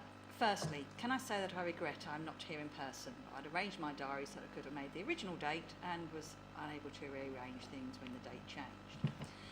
Last time we did the local plan, the council, of which I was a member, made the mistake of including a site for 1,000 homes that could not be delivered on the basis of what was a discredited report on the environmental impact of a site, with any of the attributes of a site of special scientific interest, SSI. I refer, of course, to Middlewick. We rushed to make a decision which we subsequently regretted. By including such a site, we added to our problems, not solved them. By having an undeliverable site, it has contributed to the underdelivery of housing, putting us at risk of having to provide a bigger buffer. In addition, as 30% of these properties were to be affordable, 300 units of social housing were not built, adding to the delays suffered by the over 500 households currently in temporary accommodation. Now I fear you are being urged to repeat the mistake. I refer, of course, to the plans to build 2,000 properties adjacent to Welshwood Park and Bullock Wood, which of course is already a SSI. The proposed buffer zone of as little as 15 metres is totally inadequate and breaches national guidelines. For example, there is a 50-metre buffer zone around the garden community, which is also adjacent to the site. Clearly, a triple SI deserves a bigger buffer zone than the garden community. A 100-metre zone must be a realistic estimate of the actual requirements based on national guidelines. However, such an increase will dramatically reduce the number of units that the site could accommodate. This would perhaps not be so important if the plan was not already very short of potential sites. Indeed, given that this is the largest single allocation, its removal or even significant reduction could render the whole plan unviable. Given the concerns raised by residents and the number of objections to this, and potentially other sites in the plan, we need to be sure we are building on sound foundations before proceeding to Section 19. I therefore urge you not to repeat the errors that I and other councillors made last time in rushing through a plan that is fundamentally flawed. Proceeding without confirming the key sites are viable not only lets down the residents of my area, but all those with an interest in seeing a viable, effective plan, not least those 500 households in temporary accommodation who need and deserve a permanent home. Thank you. Any other comments you wish to make? Yes, there's just a couple of things on the consultation. I believe you've been exchanging emails with Darren Pilbeam because his property was included in the proposed development area in error, and was wondering if this could be removed as soon as possible, otherwise the issues that the resident raises about impacting any sale of the property will persist because they'll come up in solicitor searches and things like that if it's not removed as soon as possible. So it's just on his behalf if we could expedite that, please. And also I believe that on the submission that the Welsh Park Residents Association made on the PP9 site consultation section of the site, there were some attachments missing. I believe you've now added them on, but she's concerned there are more missing, and have you actually managed to read them as well? So that's all I've got on that one. Thank you, Councillor Summers. Sandra, do you want us to respond to Councillor Smith's statement and Councillor Summers' questions, please? Yeah, I'll take the last point first. Yeah, all of the attachments are on the system and are being read by officers. There is a process we need to go through just to be absolutely certain on GDPR rules to actually manually make everything viewable. For the most part, that's been done. There have been one or two where we after the publication of the representations have needed to make them viewable in the back office since the publication. We are checking and will do so as we go, or if anyone points it out that something's not viewable, we will do it immediately, as I have done with the two that have been brought to my attention in the last couple of days. But with the volume that we've had, I think we would be erred on the side of caution in relation to GDPR rules. But we are aware of it, and we are consciously checking and making everything viewable that needs to be viewable. But it's only that is the only reason why it wouldn't be. But that doesn't mean we're not reading it. We are reading and considering everything, and over the next the week or so, we will make sure that everything that needs to be redacted to enable it to be viewable will process it from our side. And apologies for that, but that's just part of the way the system works, and that's, you know, we've dealt with the ones that we've been notified of. In respect of, I don't know if the other comments, I think, are all for consideration as we go forward, really, and looking at the detailed issues in relation to the representations raised, the concerns about the North East Colchester and all the matters that have were raised in Councillor Smith's statement. And the issue to do with the map correction, I think we have been in correspondence and have acknowledged that the allocation, including properties, is we would normally be consistent and exclude private properties from site allocations if they haven't been promoted, and have acknowledged that we will do that. We can provide a map that indicates what the change would look like should the allocation remain in the plan, but I think we wouldn't actually.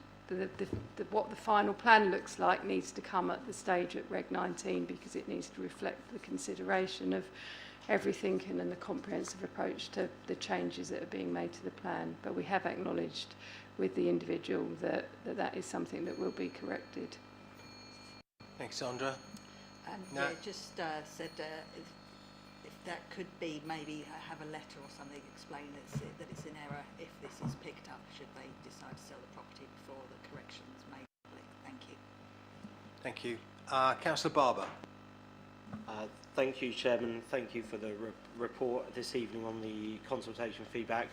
I have 3 questions, if that's okay, and I acknowledge we're not debating the substance of the consultation, so to speak, this evening. I obviously voted against that for various reasons, but I know we're just focusing on the consultation responses. So in that vein, I think I asked this last time, but if the Regulation 18 consultation responses leads to wholesale changes to the plan proposals, that doesn't necessitate redoing that consultation. That there's not sort of a threshold of change that if it's reached we have to redo the Regulation 18 consultation. I'm thinking, for example, if a major site such as the St John's one is withdrawn at this stage, because that's obviously quite a substantial site, we don't have to then do the Regulation 18 consultation again.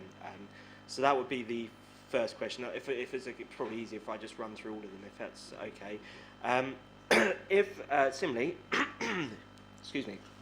Similarly, if we've reviewed all the comments in the consultation responses and we conclude afterwards that sites are constrained to such an extent that we have to remove a number of them, but we do not have sufficient alternative sites to reach the current level of housing.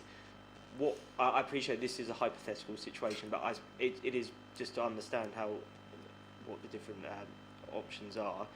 What happens in that circumstances? Are our numbers reconsidered?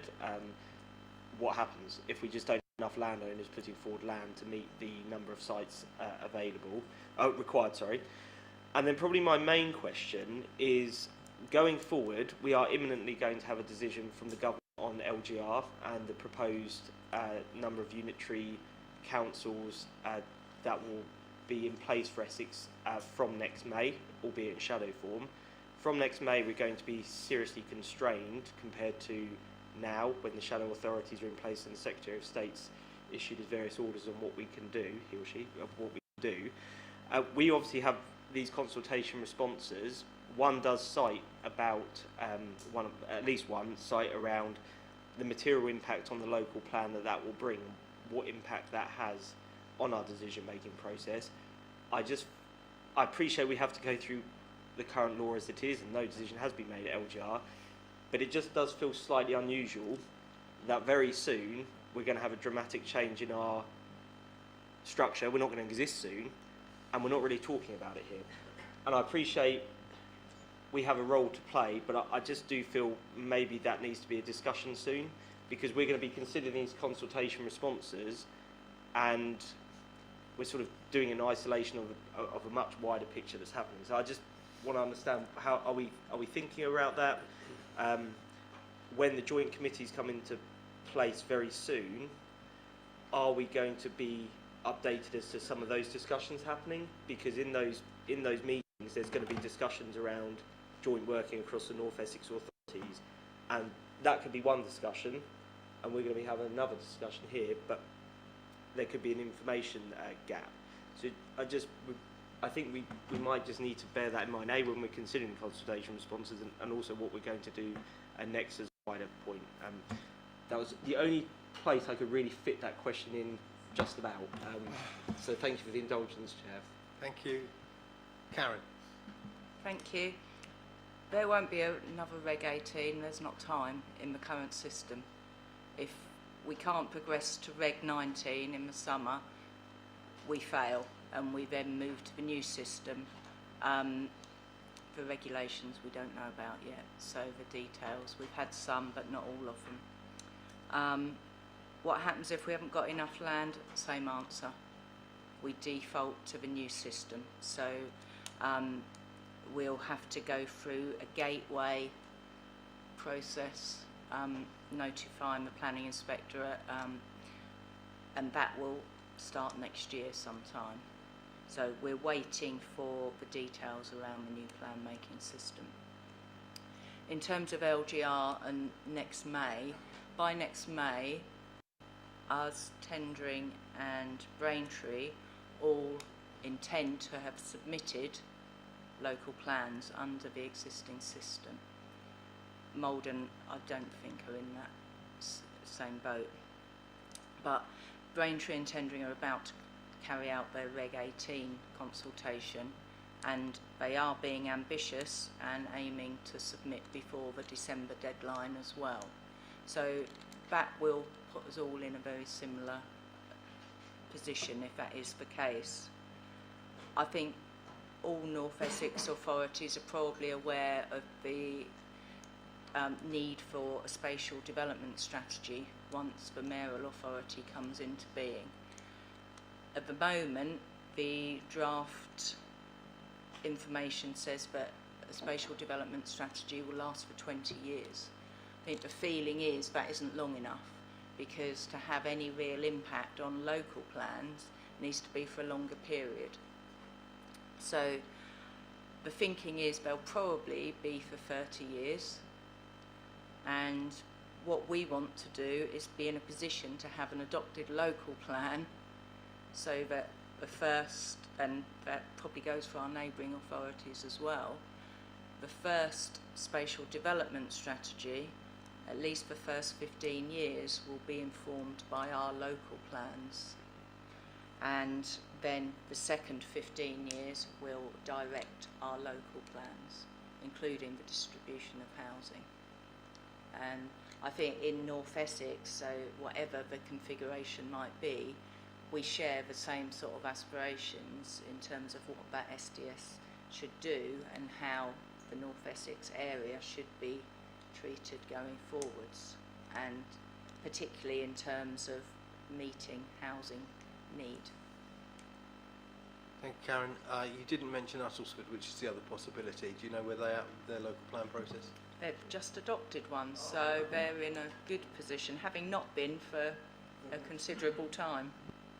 Okay, I've got Councillor Kirkby-Taylor and then Councillor Ellis.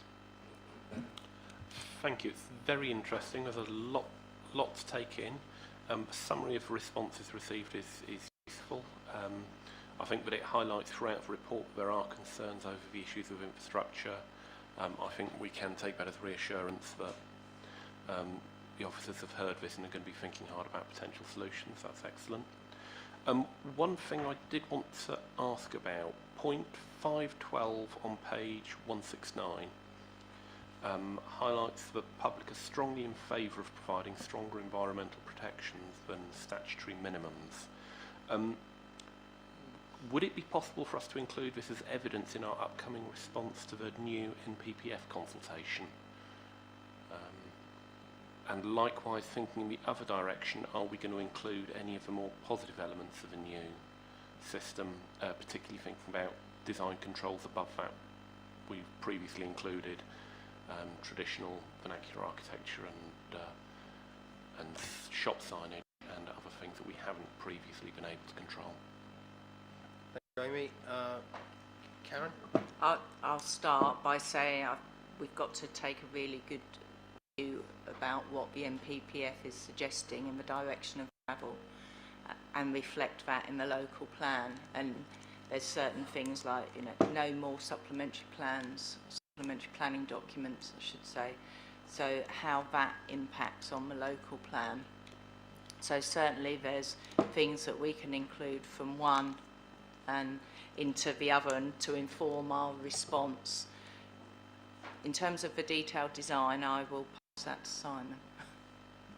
Simon, you've been chucked the ball. Thank you. Yeah, I mean, it's obviously a real challenge with the loss of the SPDs from our toolbox. But I'm sure with design codes, there is stuff we can do around that to deliver those aspirations and still give detailed design guidance that carries weight in as a material consideration in decisions. So yes, I think your concerns around vernacular architecture, shop front signage, all of those design details could form part of a design code yet to be progressed. Thank you. I've got Councillors Ellis, Kelly, Parsons and Bourne in that order. Councillor Ellis first. Andrew. Thank you. Design codes, which I asked to do when I was the portfolio holder, how long has that taken to do some? What I would say is we have made tremendous progress, I think, in shop signage, shop front signage, actually. I've been quite impressed with what has been done in the town. Really just having gone through the, I mean, you know I read everything because I'm like that. There is, you can see from this report, there's support for having a plan.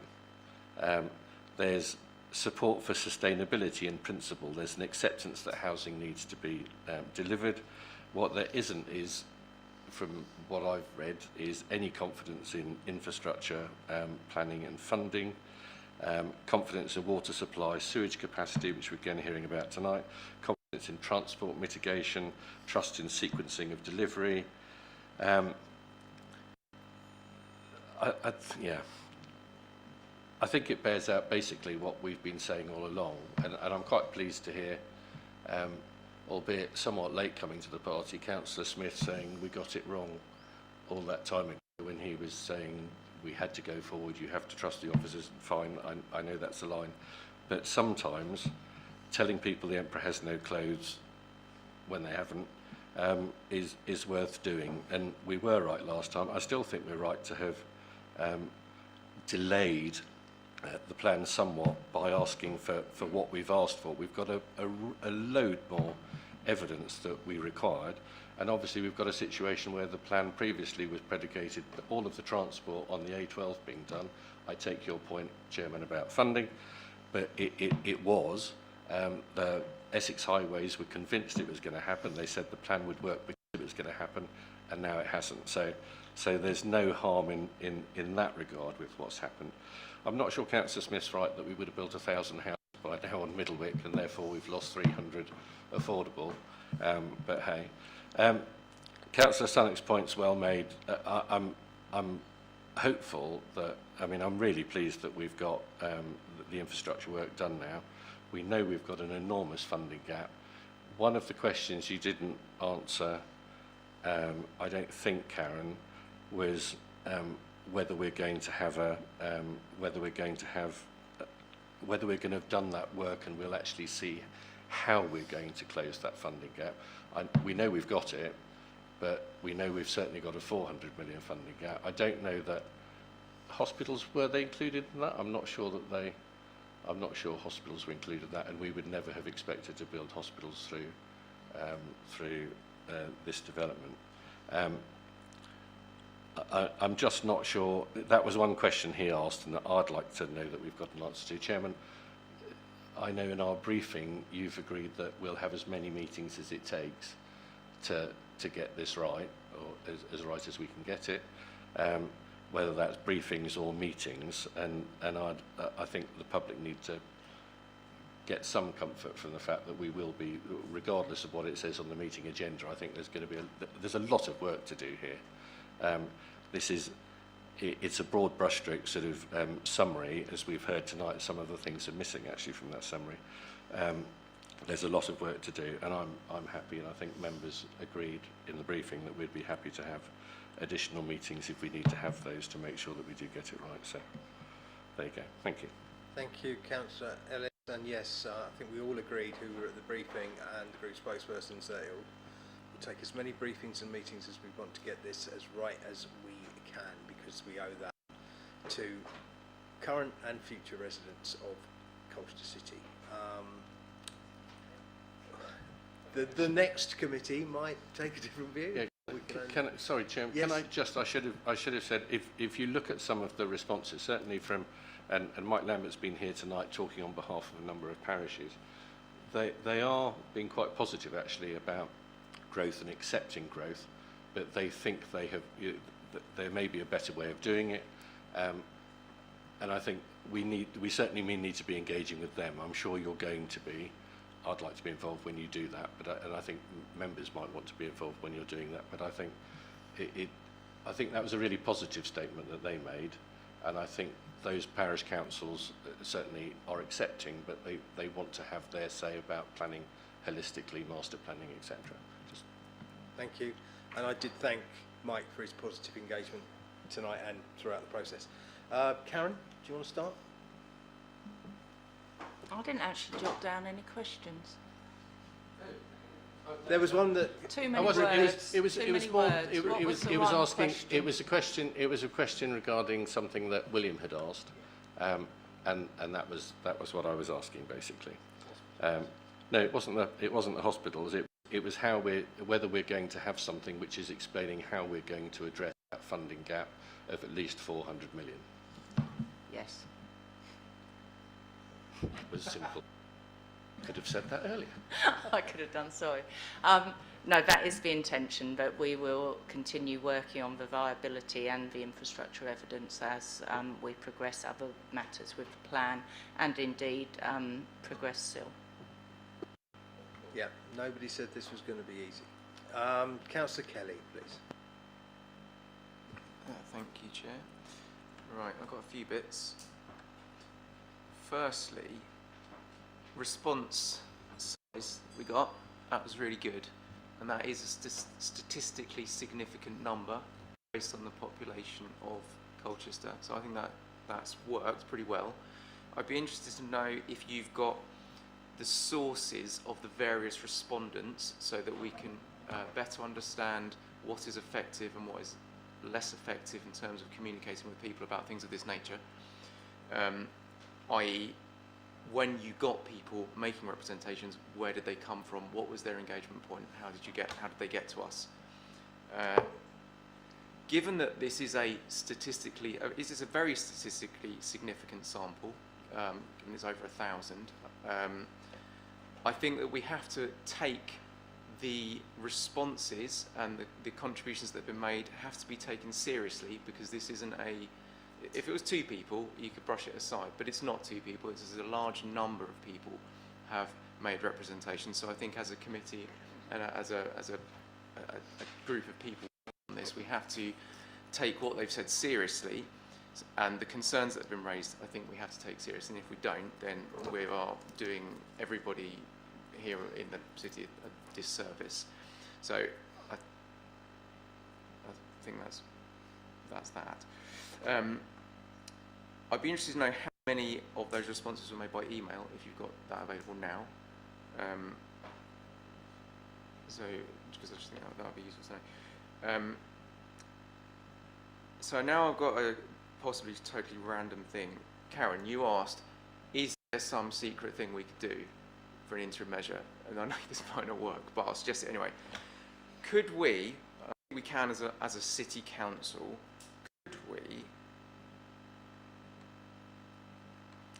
could we pass a land drainage bylaw to control the introduction of water and increase in flow or volume of water locally, such that any new development that was attempted to be made speculatively would have to adhere to this drainage bylaw, meaning they couldn't introduce more wastewater into the system without adequate drainage or sewage provision. We can pass bylaws as a local authority, and all we'd need to do is there's actually a draft model drainage bylaw available which we can use, which we could then submit to the Secretary of State, and you've got 30 days. He has 30 days, or she has 30 days to respond to that.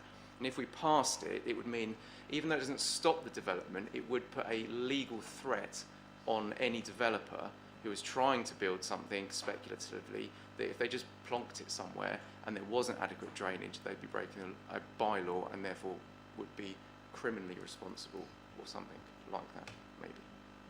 Thank you, Sean. That wasn't the end of what I was On that last point, I know Simon and Karen might want to respond, given all their experience and knowledge. Simon, did you want to answer the points on the that Sean's made about the consultation? I'm just looking up the proportion. I think it was a high number that we received via the portal and a much smaller percentage, but I'm just trying to find the exact figure. I'll do that in a moment. And then sources of engagement. That's quite difficult to do, sort of rep by rep. I think in some instances we can identify how people came engaged, which led them to respond. But it's and some people might have referred to, you know, I went along to an exhibition, or I looked at the virtual exhibition, for example, so we can kind of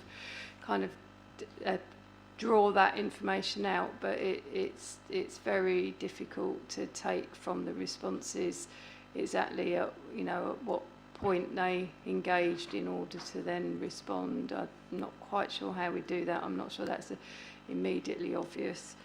And I think your other point about taking things seriously, absolutely, yes, I agree totally, and the comments will be taken seriously and thoroughly considered as we go forward. And I will confirm in a moment, well, how many... Was it in the report, how many from the There was a percentage, yeah, and I'll find it, but so, yeah, if you can find that, because I've given Simon and Karen some time to think about a land drainage bylaw that we might be able to, as a city council, pass to help us, or not. They're passing the rugby ball between them, and I think, Simon, you've got it at the moment. Thank you. Yes, I will give it my best possible stab. I think what I would say is I wouldn't want to see development being progressed that we were not confident had adequate means of dealing with foul water drainage arising. I wouldn't want to put the council in a position where we were trying to enforce a bylaw and all of the legal ramifications and all of the enforcement ramifications that could give rise to. I would prefer us to deal with it earlier in the process to ensure that that situation simply could not arise as a result of the grant of planning permission. And I think there are adequate policies in the plan and adequate means that we can ensure that within those site allocations that do not currently have adequate wastewater capacity within the catchment wastewater treatment plant, that any developer would have to demonstrate to us a satisfactory strategy, be that working with the water company to ensure that those arisings were dealt with by virtue of adequate capacity at the treatment plant, or alternatively through the use of an on-site treatment works, or even, heaven forbid, conditions that would prevent development being progressed above slab level unless a developer could demonstrate to the satisfaction of this council and the Environment Agency that there was adequate capacity. I wouldn't want to see reliance on something which feels like we are somehow acquiescing to an unacceptable situation, which will fundamentally give rise to potential situations requiring significant legal intervention, when I think the purpose of planning is actually to manage that threat to the environment adequately through the plan process and through the application process, to ensure that we only allow development to proceed when we are satisfied and we have evidence that there are satisfactory means of dealing with wastewater arising from that development. Thanks, Simon. Sean, do you want to come back? Yeah, I don't know if I was clear. This wasn't meant to be in relation to the plan itself. This was in direct response to a request for a mechanism as an interim measure while we haven't got a plan. So this isn't, I take the fact that the plan itself obviously deals with this, but this is where there isn't a plan. It's what could we do in the meantime to make speculative development that was not necessarily sustainable or well thought out less attractive to people, and that's what the suggestion is. It's not to do with the fact that Langham doesn't have adequate sewage provision now, and probably won't even in the plan as well. What we're talking about is, in the interim period, a mechanism by which we can at least apply pressure or a lever to any developments that might be brought forward now, as opposed to within the plan. I think what I'm hearing is, if there was a planning application for that many houses in Langham now, we would turn it down, wouldn't we? Because for a number of reasons. But the point of a local plan is that the infrastructure and all the facilities that go with it have to be there, or else it doesn't happen. I mean, am I simplifying it too much, Simon? No, I think fundamentally you're correct, Chair. I think fundamentally, whether it be, there are two catch-alls here. There's the local plan stage at the site allocation stage and within the site allocation policy, as we did in the existing Langham policy, which requires there to be a demonstrable capacity at the wastewater treatment plant to allow any development to proceed. And then we have a further catch-all as part of the application process, where adequate evidence has to be submitted and a drainage strategy agreed to deal with the wastewater arising. And only if that is demonstrably the case would we support development proceeding. So I don't understand your mechanism, how it would exactly work, but I am a humble planner and I prefer to rely on planning tools which I think enable this to be extremely transparent and dealt with strategically at the first line of defence, and then also at the application stage. So we have two nets, if you like, two filters to ensure that this all ends up in a satisfactory manner. I don't think developers will be put off by some sort of legal mechanism that can be open to challenge in the courts and is all down to enforcement and all the rest of it. It just sounds rather messy. Karen, you can add something? I get where Sean's coming from. Sean was looking for an innovative idea. So let me take it away and speak to Andrew Weavers. I'm not sure land drainage might not be the correct bylaw, but maybe there's something else that exists outside of the planning system which achieves what you're seeking to do. Yeah, and as we're saying, it's an interim measure. Exactly. Yeah. Yes, Sean, yeah.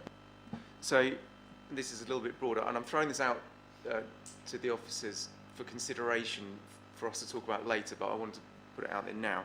So, and it sort of links to this, what I was talking about the bylaw bit around an interim measure, which is around speculative development and possible development that is thrust upon us. Policy ST7, the more I've thought about it, the more I think it is a poison chalice, and I think we need to be extremely careful with it. Because ST7, when you read it initially, you think it's great, you think it's a protection, you think this is fantastic. This stops us getting development without infrastructure. Except what it does is it actually ties our hands, and necessarily, based on the fact that we do not have sufficient funding for infrastructure, logically, necessarily, we will fail. And as a result, the government will then decide where the houses are, and I'm simplifying that, because they will take it out of our hands because we will not met our targets, because we can't meet our targets because there isn't sufficient budget there for the infrastructure to support the planning applications. So ST7 will make us fail. And when we fail, then we get houses all over the place where we don't want them, speculative development, blah, blah, all that stuff. Hence, a bylaw separately. Therefore, what I'm asking is, can we look at ST7 at the wording very carefully, and this might sound a bit stupid, to make it less strict, such that if a developer were to come forward, and I'd simplify this, and they can only provide 80% of what's necessary, we could look at it and go, okay, well, it's not perfect, but it's better than turning it down because they can't do 100%, and we end up with something rather than nothing. And if we end up with nothing, we get none of the allocation met. And if we fail to meet the allocation, we put ourselves in a very precarious position, as you pointed out on numerous occasions.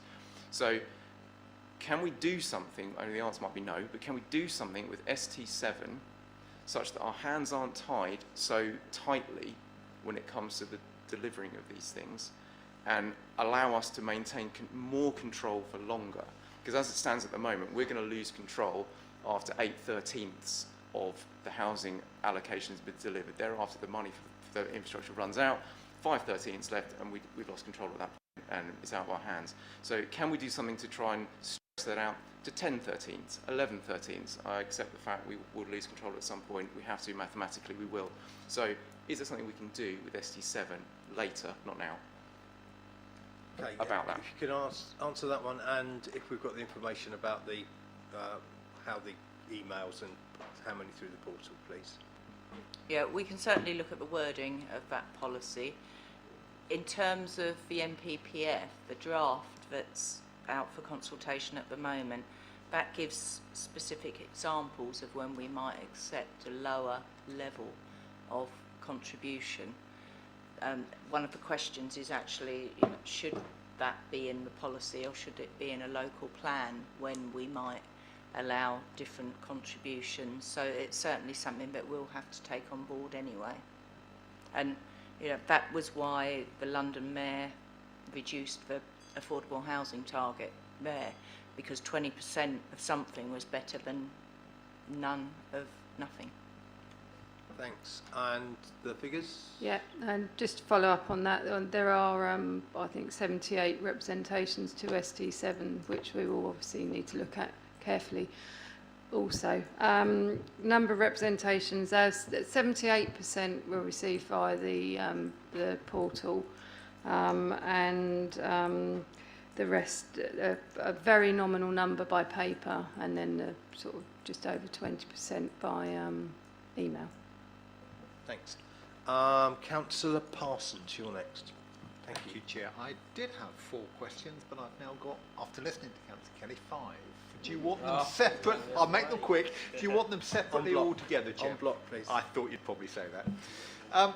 So quickly, following on from Councillor Kelly, could I suggest that you might like to have a look at Section 66 of the Land Drainage 1991, which gives power to a local authority to make bylaws for purpose 1, 2, 3, 4. Purpose 1 is for the efficient working of a drainage system in the authority or district's area. Purpose 2 is to regulate the effects on the environment in the authority's district of the drainage system. We all know that what happens to the flood hydrograph when you build houses, instead of the water taking 36 hours to trickle through the soil, it all gets into the drains quickly, gets there in 4 hours, and therefore you get an increased flood risk. So I'm just wondering if, in terms of speculative development, we might be able to look at that. There is a wider issue of whether we might start to think about an internal drainage board. There is some rural flooding issues, places like Dedham, but I'll just leave that there. Next one, on the numbers, we've got lots of general comments in the report and the consultation, but we've not got many numbers. Now, any member of the public could ask, put in a Freedom of Information request, say how many consultation responses were there on that site, how many were for, how many were against. We'd have to respond to that before the next local plan committee meeting. So could that be emailed to members, please? Yes, a simple yes, Sandra or Karen would do on that one, even quicker than your previous answer. Thirdly, new national planning policy framework.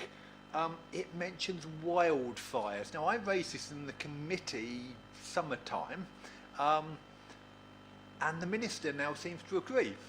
As it's there, we've got some rural villages where there's a single access road. If that road gets cut off by a fire, there is a major problem evacuating those people, particularly if they're vulnerable. Could we come up with a list, and it's half an hour's work, looking at an ordnance survey map, for the next meeting of what those settlements are. Because obviously that should be something we should be taking account of.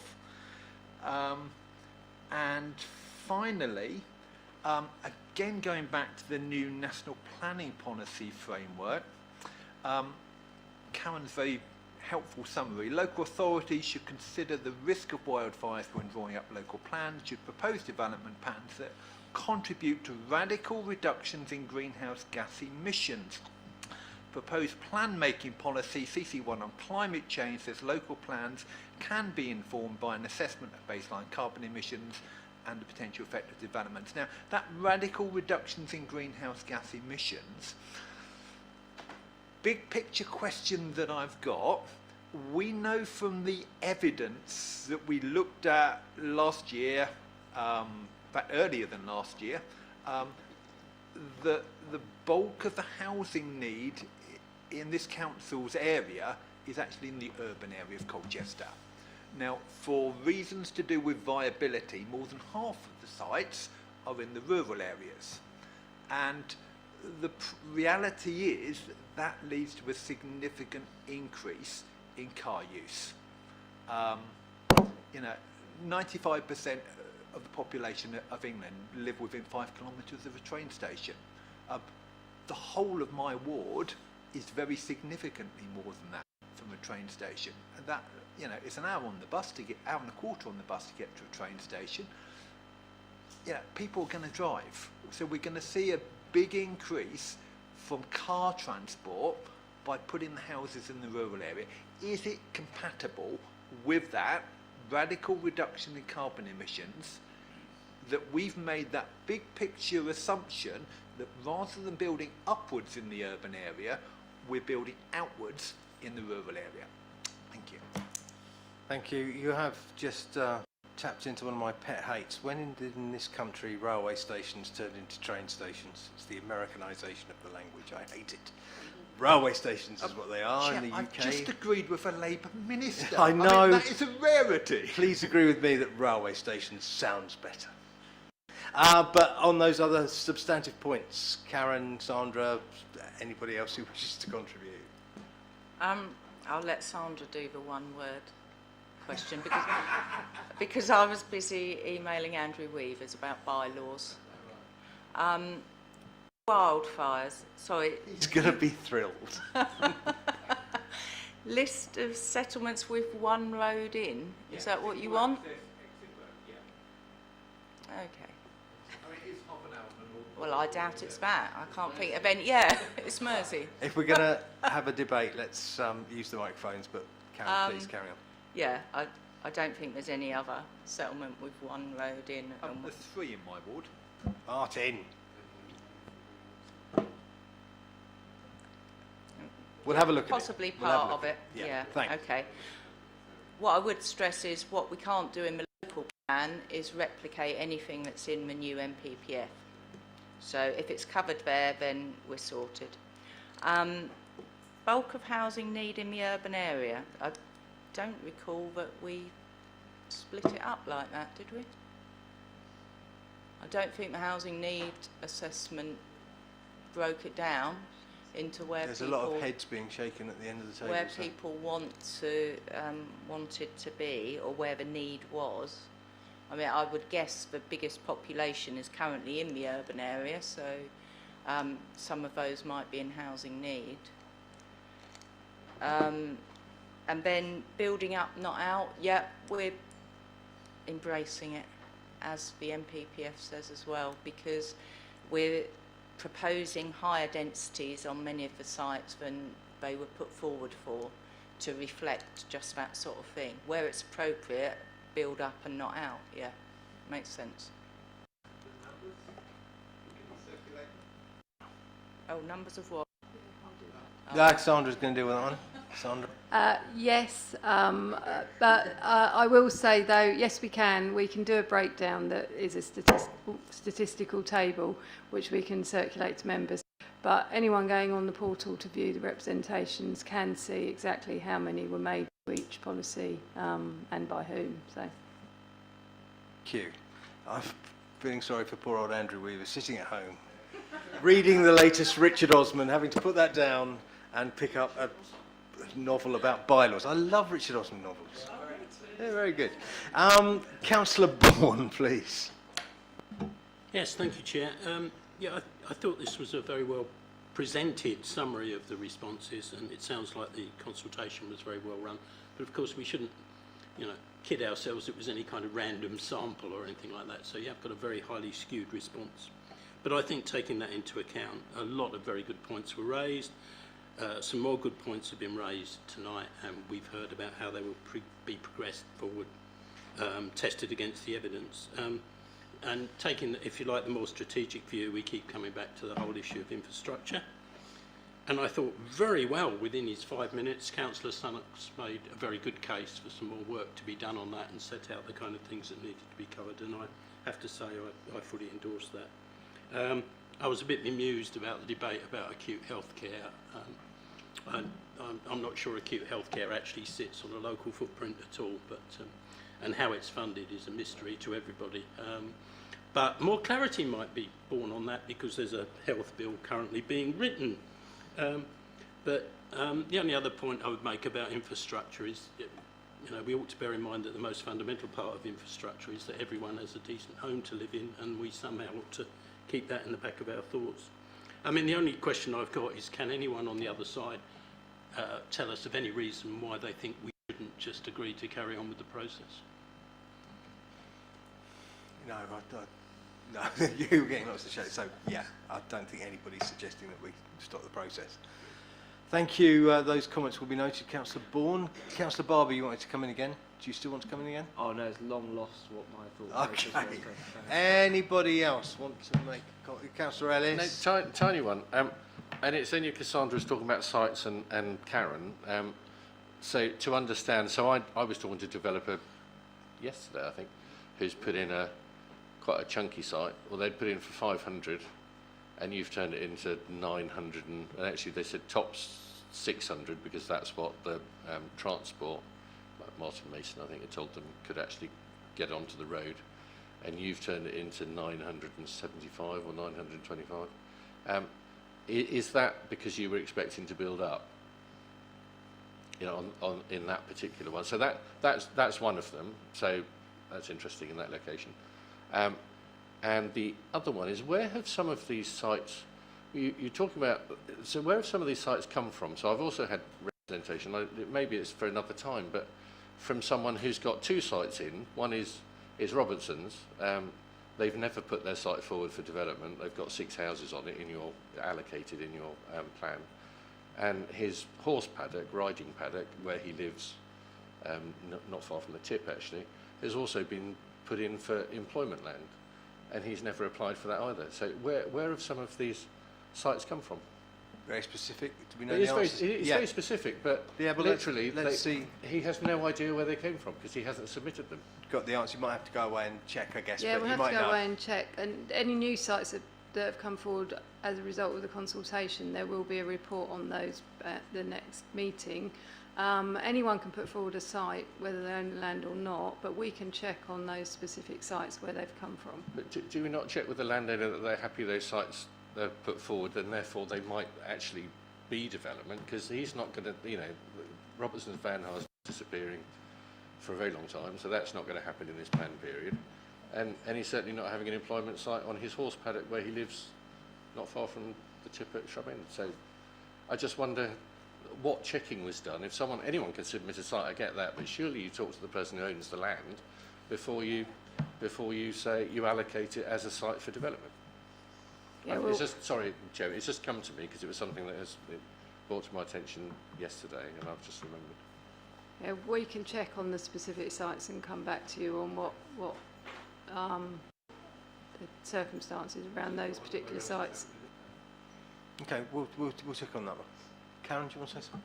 Yeah, certainly all sites have to be deliverable and developable and all that, yeah. So we'll get back on the specifics.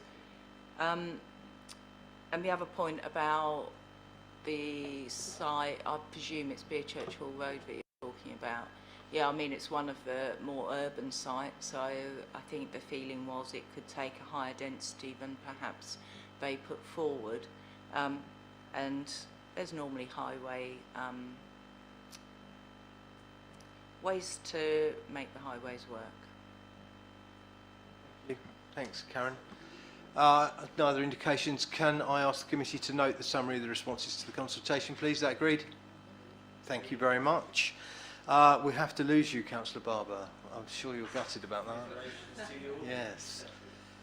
We'll have to wait for you to go before we can start the next item, but if Ben is ready, but when you leave us, then we'll crack on.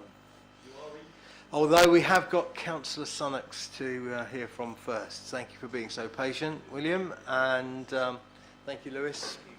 If you come forward, William, and then you'll have up to 5 minutes to address us on this urgent item, number 10, which is the MPPF consultation, limiting ability for local authorities to set local standards for energy efficiency, consideration of a request to sign the letter from the Town and Country Planning Association. William. Yes, thank you, Chair. I'm going to make myself very unpopular. Amy Kirkby-Taylor, I particularly apologise to you, and say that we shouldn't support the TCPA letter. And the reason is that all these policies have a cost, and the TCPA is just lobbying for councils to be able to go above and beyond the future home standard and go for net zero. And that has a huge cost in our infrastructure budget. That 800 million, of which we can fund 400 million, we're 400 million short.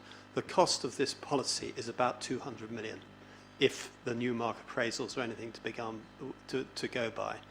And what we should be doing is we should be looking at that 400 million and working out our priorities. Okay, there ought to be a debate about it. I'm not saying I'm not being anti-net zero, and if I built a house myself, I would spend the extra.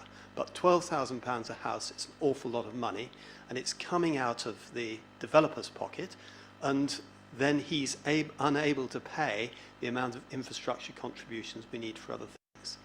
We've come across exactly the same problem when we're looking at the HRA budget, and Savills have advised us on our own development programme within the HRA to drop net zero. So we need to be we need to not be supporting the TCPA, and we need to be changing NZ1, policy NZ1, so that people can do the net zero thing if they want to, and there's some economic arguments for doing it anyway, or not if they don't want to. Thank you, Councillor Sunnox. Thank you very much. That's very helpful. Ben, would you like to introduce the report, please? Yeah, I'll make it quick. So, yeah, this came out, obviously, as many of you already know, that the government published a revised version, draft version of the National Planning Policy Framework for consultation. That's out until mid-March, and the Council will be providing a full response to that. And one of the policies in that consultation document is PM13 on setting standards, which sets out that development plan policies should only set quantitative standards for certain elements of the plan. It mentions about affordable housing, parking, other things. It expressly sets out that standards should not cover matters which are already addressed by building regulations, which in turn would mean that local authorities would not be able to set higher standards for energy efficiency above those covered in building regulations, which those coming forward would be the future home standard. As has been mentioned, the Town and Country Planning Association have set out a letter opposing that, saying that it would affect the ability for local authorities to have a demonstrable impact on sort of mitigating the impacts of climate change, as well as other sort of beneficial reasons for having net zero homes, like reducing energy bills. So a letter has then been circulated to, I reckon, a lot of local authorities, asking if they want to be a signatory to the letter, and therefore it's come to the committee tonight because we thought it would warrant a discussion sort of across councillors to see whether the council wanted to be a signatory or not to the letter. So the decision is, does the council sign the letter or not? Thanks, Ben. That's very helpful, and response is required by the 18th of February, as I said, so that's why we've got to discuss it tonight. Who wants to speak on this item, please? Councillor Parsons, Councillor Ellis, Councillor Alakiak-Nyemi, and then Councillor Kirkby-Taylor. In that order, please. There's a quick question to senior planning officers. How much leeway do we have to develop bespoke planning policies if there wasn't this specific "you cannot do this" rule that's come in? Is it a case we can only do the NPPF policies, or have we got any scope to do additional ones generally, and this is restricting it? Can you just clarify? Who wants to answer, Sandra? Yeah.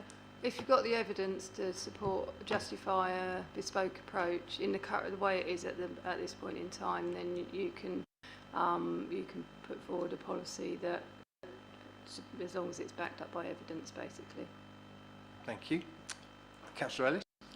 Okay, and just to be clear, this is a portfolio holder decision, isn't it? So whatever we may say, are we advising the portfolio holder? Is it our decision or is it the portfolio holder's decision?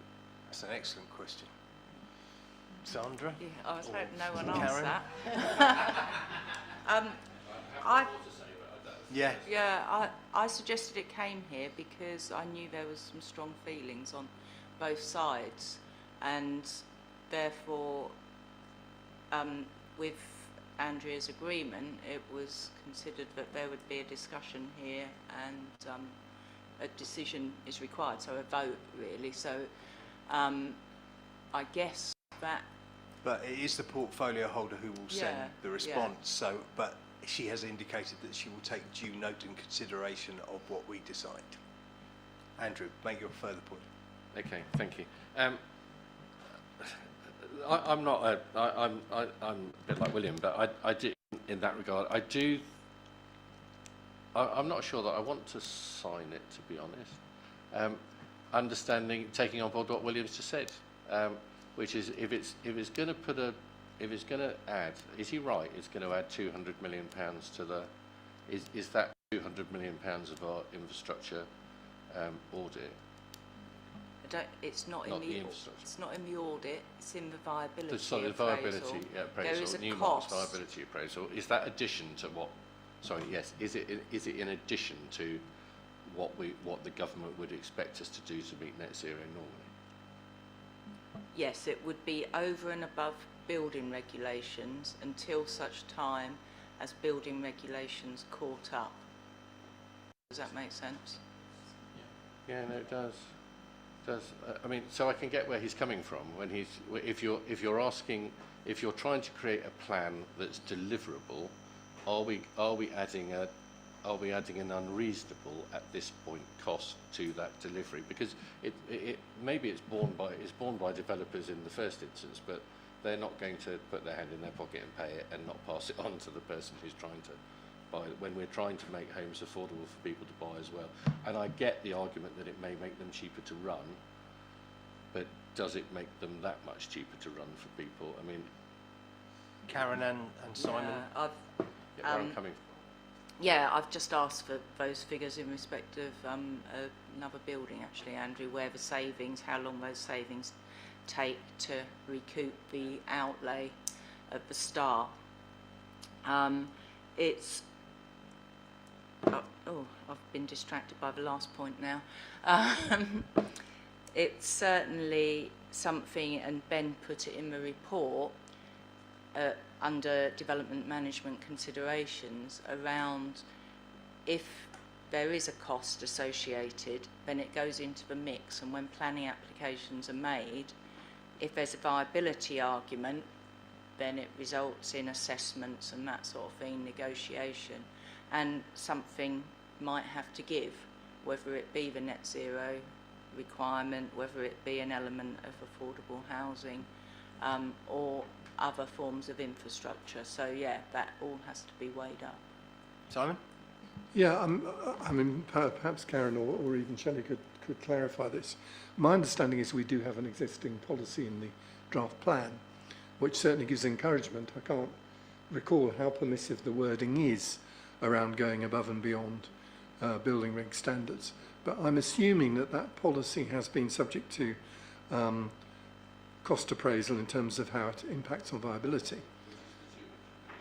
Which is the £200 million or so £215 million. In terms of signing up to this, the existing viability work's being done on the plan. to date presumably already takes into account that draft policy in the plan and its implications for the cost of construction.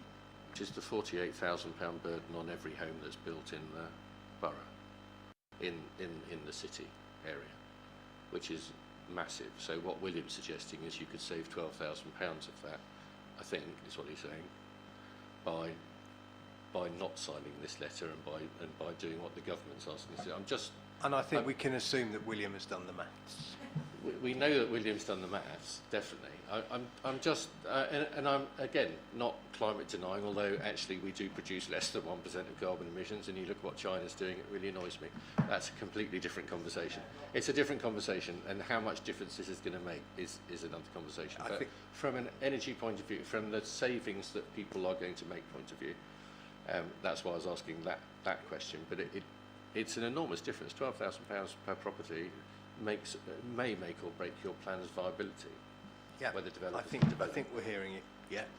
Just quickly, the viability consultants have said in some of those marginal areas, you'll remember the red, amber and green on the viability work, on some of those a decision might need to be taken as to whether full affordable housing is delivered. Now, my suggestion to them is that we would always seek to deliver full affordable housing policy, but it may be that some of the other policy requirements, which include net zero, may need to be considered on some of those marginal sites. But at the moment, we haven't been through the detailed reps on viability. That will play into it, but it's certainly a consideration. Yeah. Thank you. Elizabeth. Thank you. I'm not sure my question is still necessary, especially as we're not sure whether our vote tonight will determine whether we are the portfolio holder. I think Councillor Luxembourne has indicated that it will. Okay. So, apologies if this is taking the conversation back. I will like to know what the benefit of signing this letter is. Can we choose not to sign it, and what would be the negative impact of that? Thank you. Yeah, so obviously it's a letter that the Town and Country Planning Association are sending back to government. I guess if we sign the letter, then it is showing support for what they say in the letter, and I guess maybe adding, I'm not sure the difference between adding one authority to the letter and us not. Obviously there might be sort of publicity considerations if people see that we have or have not signed the letter in terms of showing sort of public support or not supporting the letter. Obviously there is consideration being given to the net zero policy that we've got in our local plan at the moment, and we've had feedback from residents, developers, and again there's been review of the viability assessment as well. So again, that policy isn't something that we've committed to as such yet, but it probably should be bear in mind that the evidence base for the policy was put together by Essex County Council, and there are a lot, the argument from them is this is something that we should be looking to do across Essex and creating a consistency around a standard of building that may again sort of create a sort of confidence in the market around net zero going forward. Again, mentioned in the report that Artlesford have recently had their local plan examined, and this policy was in there at the time, albeit before, well, around the time that this consultation went out, but it was reviewed and accepted at the time. But yeah, sort of answer the question. Thank you. TCPA are basically a lobbying organisation for planning, so you know they are well respected, but there's nothing that says we have to sign the letter. Andrew, I've seen you, but I've got Amy and Reese, and then back to you. Amy, please. Thank you. I think this letter actually echoes quite a few of my comments that I've already sent to both Simon and Karen already, so obviously I'm very much on side with this. But this letter isn't saying that we have to accept a higher standard, it's just saying that we object to being told that we cannot accept demand a higher standard as part of our local plan system. The net zero should be a no-brainer. I'm willing to accept that there is a difference of opinion there, but what I think is absolutely unacceptable is that the space standards are included in this, and the space standards as they currently sit are completely inadequate. I have been to sites, wandered round with the site manager and had a discussion along the lines of, this is a really weird place to put a single bedroom, and his reply has been, oh no, this is the living room. And I've stretched out my arms and been able to touch opposing walls in the living room, and that is acceptable under the space standards, which we will not be able to go above and beyond. So you know we have to have the capacity to actually say the space standards aren't good enough, and that's what this letter is allowing us to do. It's not saying we have to do it, it's saying, you know, we need the right to say the space standards are inadequate. Thank you, Amy. Councillor Smithson. Thank you, Chair. I'm very much against edicts from central government. It just offends me enormously. But I absolutely hear what Amy is saying, and I absolutely hear what William is saying. I think this is a dangerous thing for us to take a position on either way, to be honest. I'm worried as a director of Colchester Borough Homes that if we sign up to this letter and say yes, we want that flexibility, and we're going to impose higher standards on developers, that we then have to apply those higher standards to our own properties, and that could be the difference between building 11 affordable homes for somebody and 9 affordable homes for somebody. So I think that's really difficult. I also think that generally the market will decide. So I drove through Frinton the other day, and there are some amazing little bungalows as you go through now, fully solared up, heat pumps, look great, and the developers and Octopus Energy had stuck a whopping great sign on the front, no energy bills for 10 years. And you think, if you're going to put that out, people are going to buy those. Absolutely. So I think let the market decide, and I don't think I'm comfortable taking a position on this either way, because it's going to tie us in some way, and I don't think we want to be tied. People are going to buy those who can afford them. Councillor Ellis. To you. Sorry, I've just gone down the rabbit hole of looking at space standards things, because I hadn't realised that was tied up in this, actually. Okay. Karen, do you want to say why? What I had been going to ask is, so this government seems fairly evangelical about net zero to me. So is what they're recommending or saying that we have to do bad? You know, what are we doing over and above that? And as it comes back to my thing of what is the sort of cost price ratio? Or I'll forget it. I'm tying myself up in knots. I'm getting to you know what I'm help us out about. You know what I'm trying to say. Yeah. And Karen, help us out, please. Yeah, I think what it is, the letter that we're asking you about tonight is purely about the net zero policies and whether we want to sign that letter.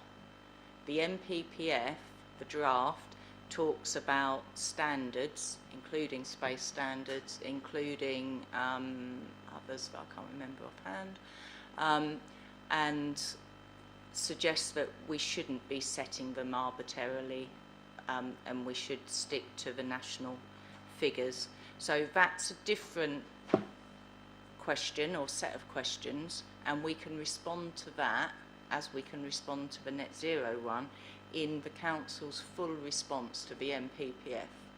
So whether we sign this letter tonight or not doesn't necessarily impact how we respond to the MPPF as a whole when we're talking about use of standards and local evidence.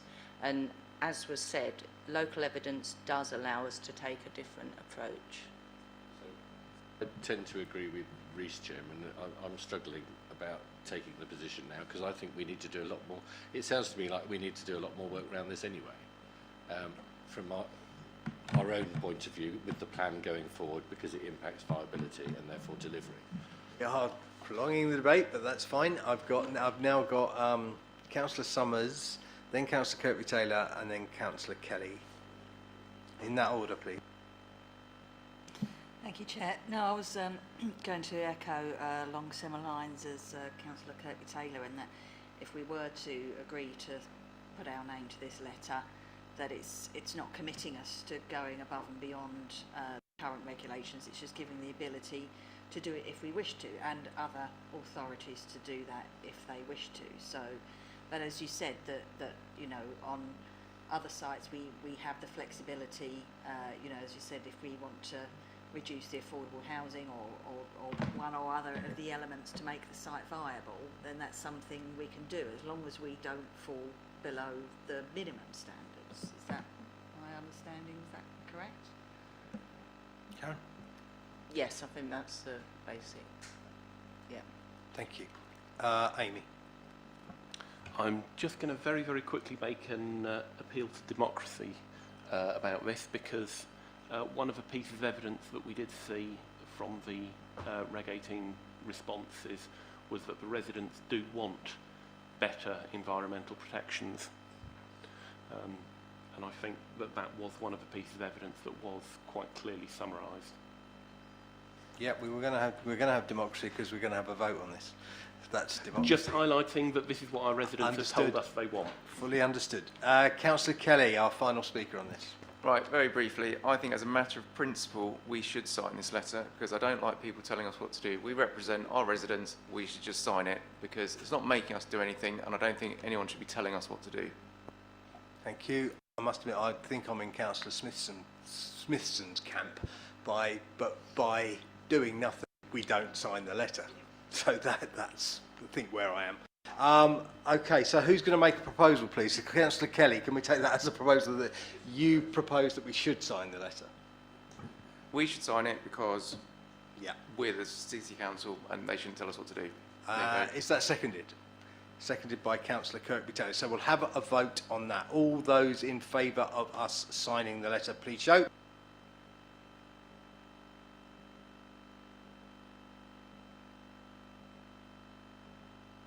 Those against?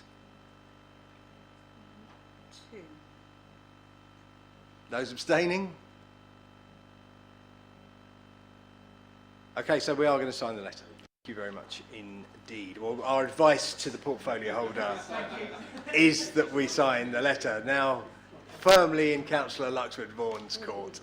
Thank you very much, Ben. Thank you very much, officers. Thank you very much, members of the committee and the public. I declare the meeting closed. Thanks for your attendance tonight and have a safe journey.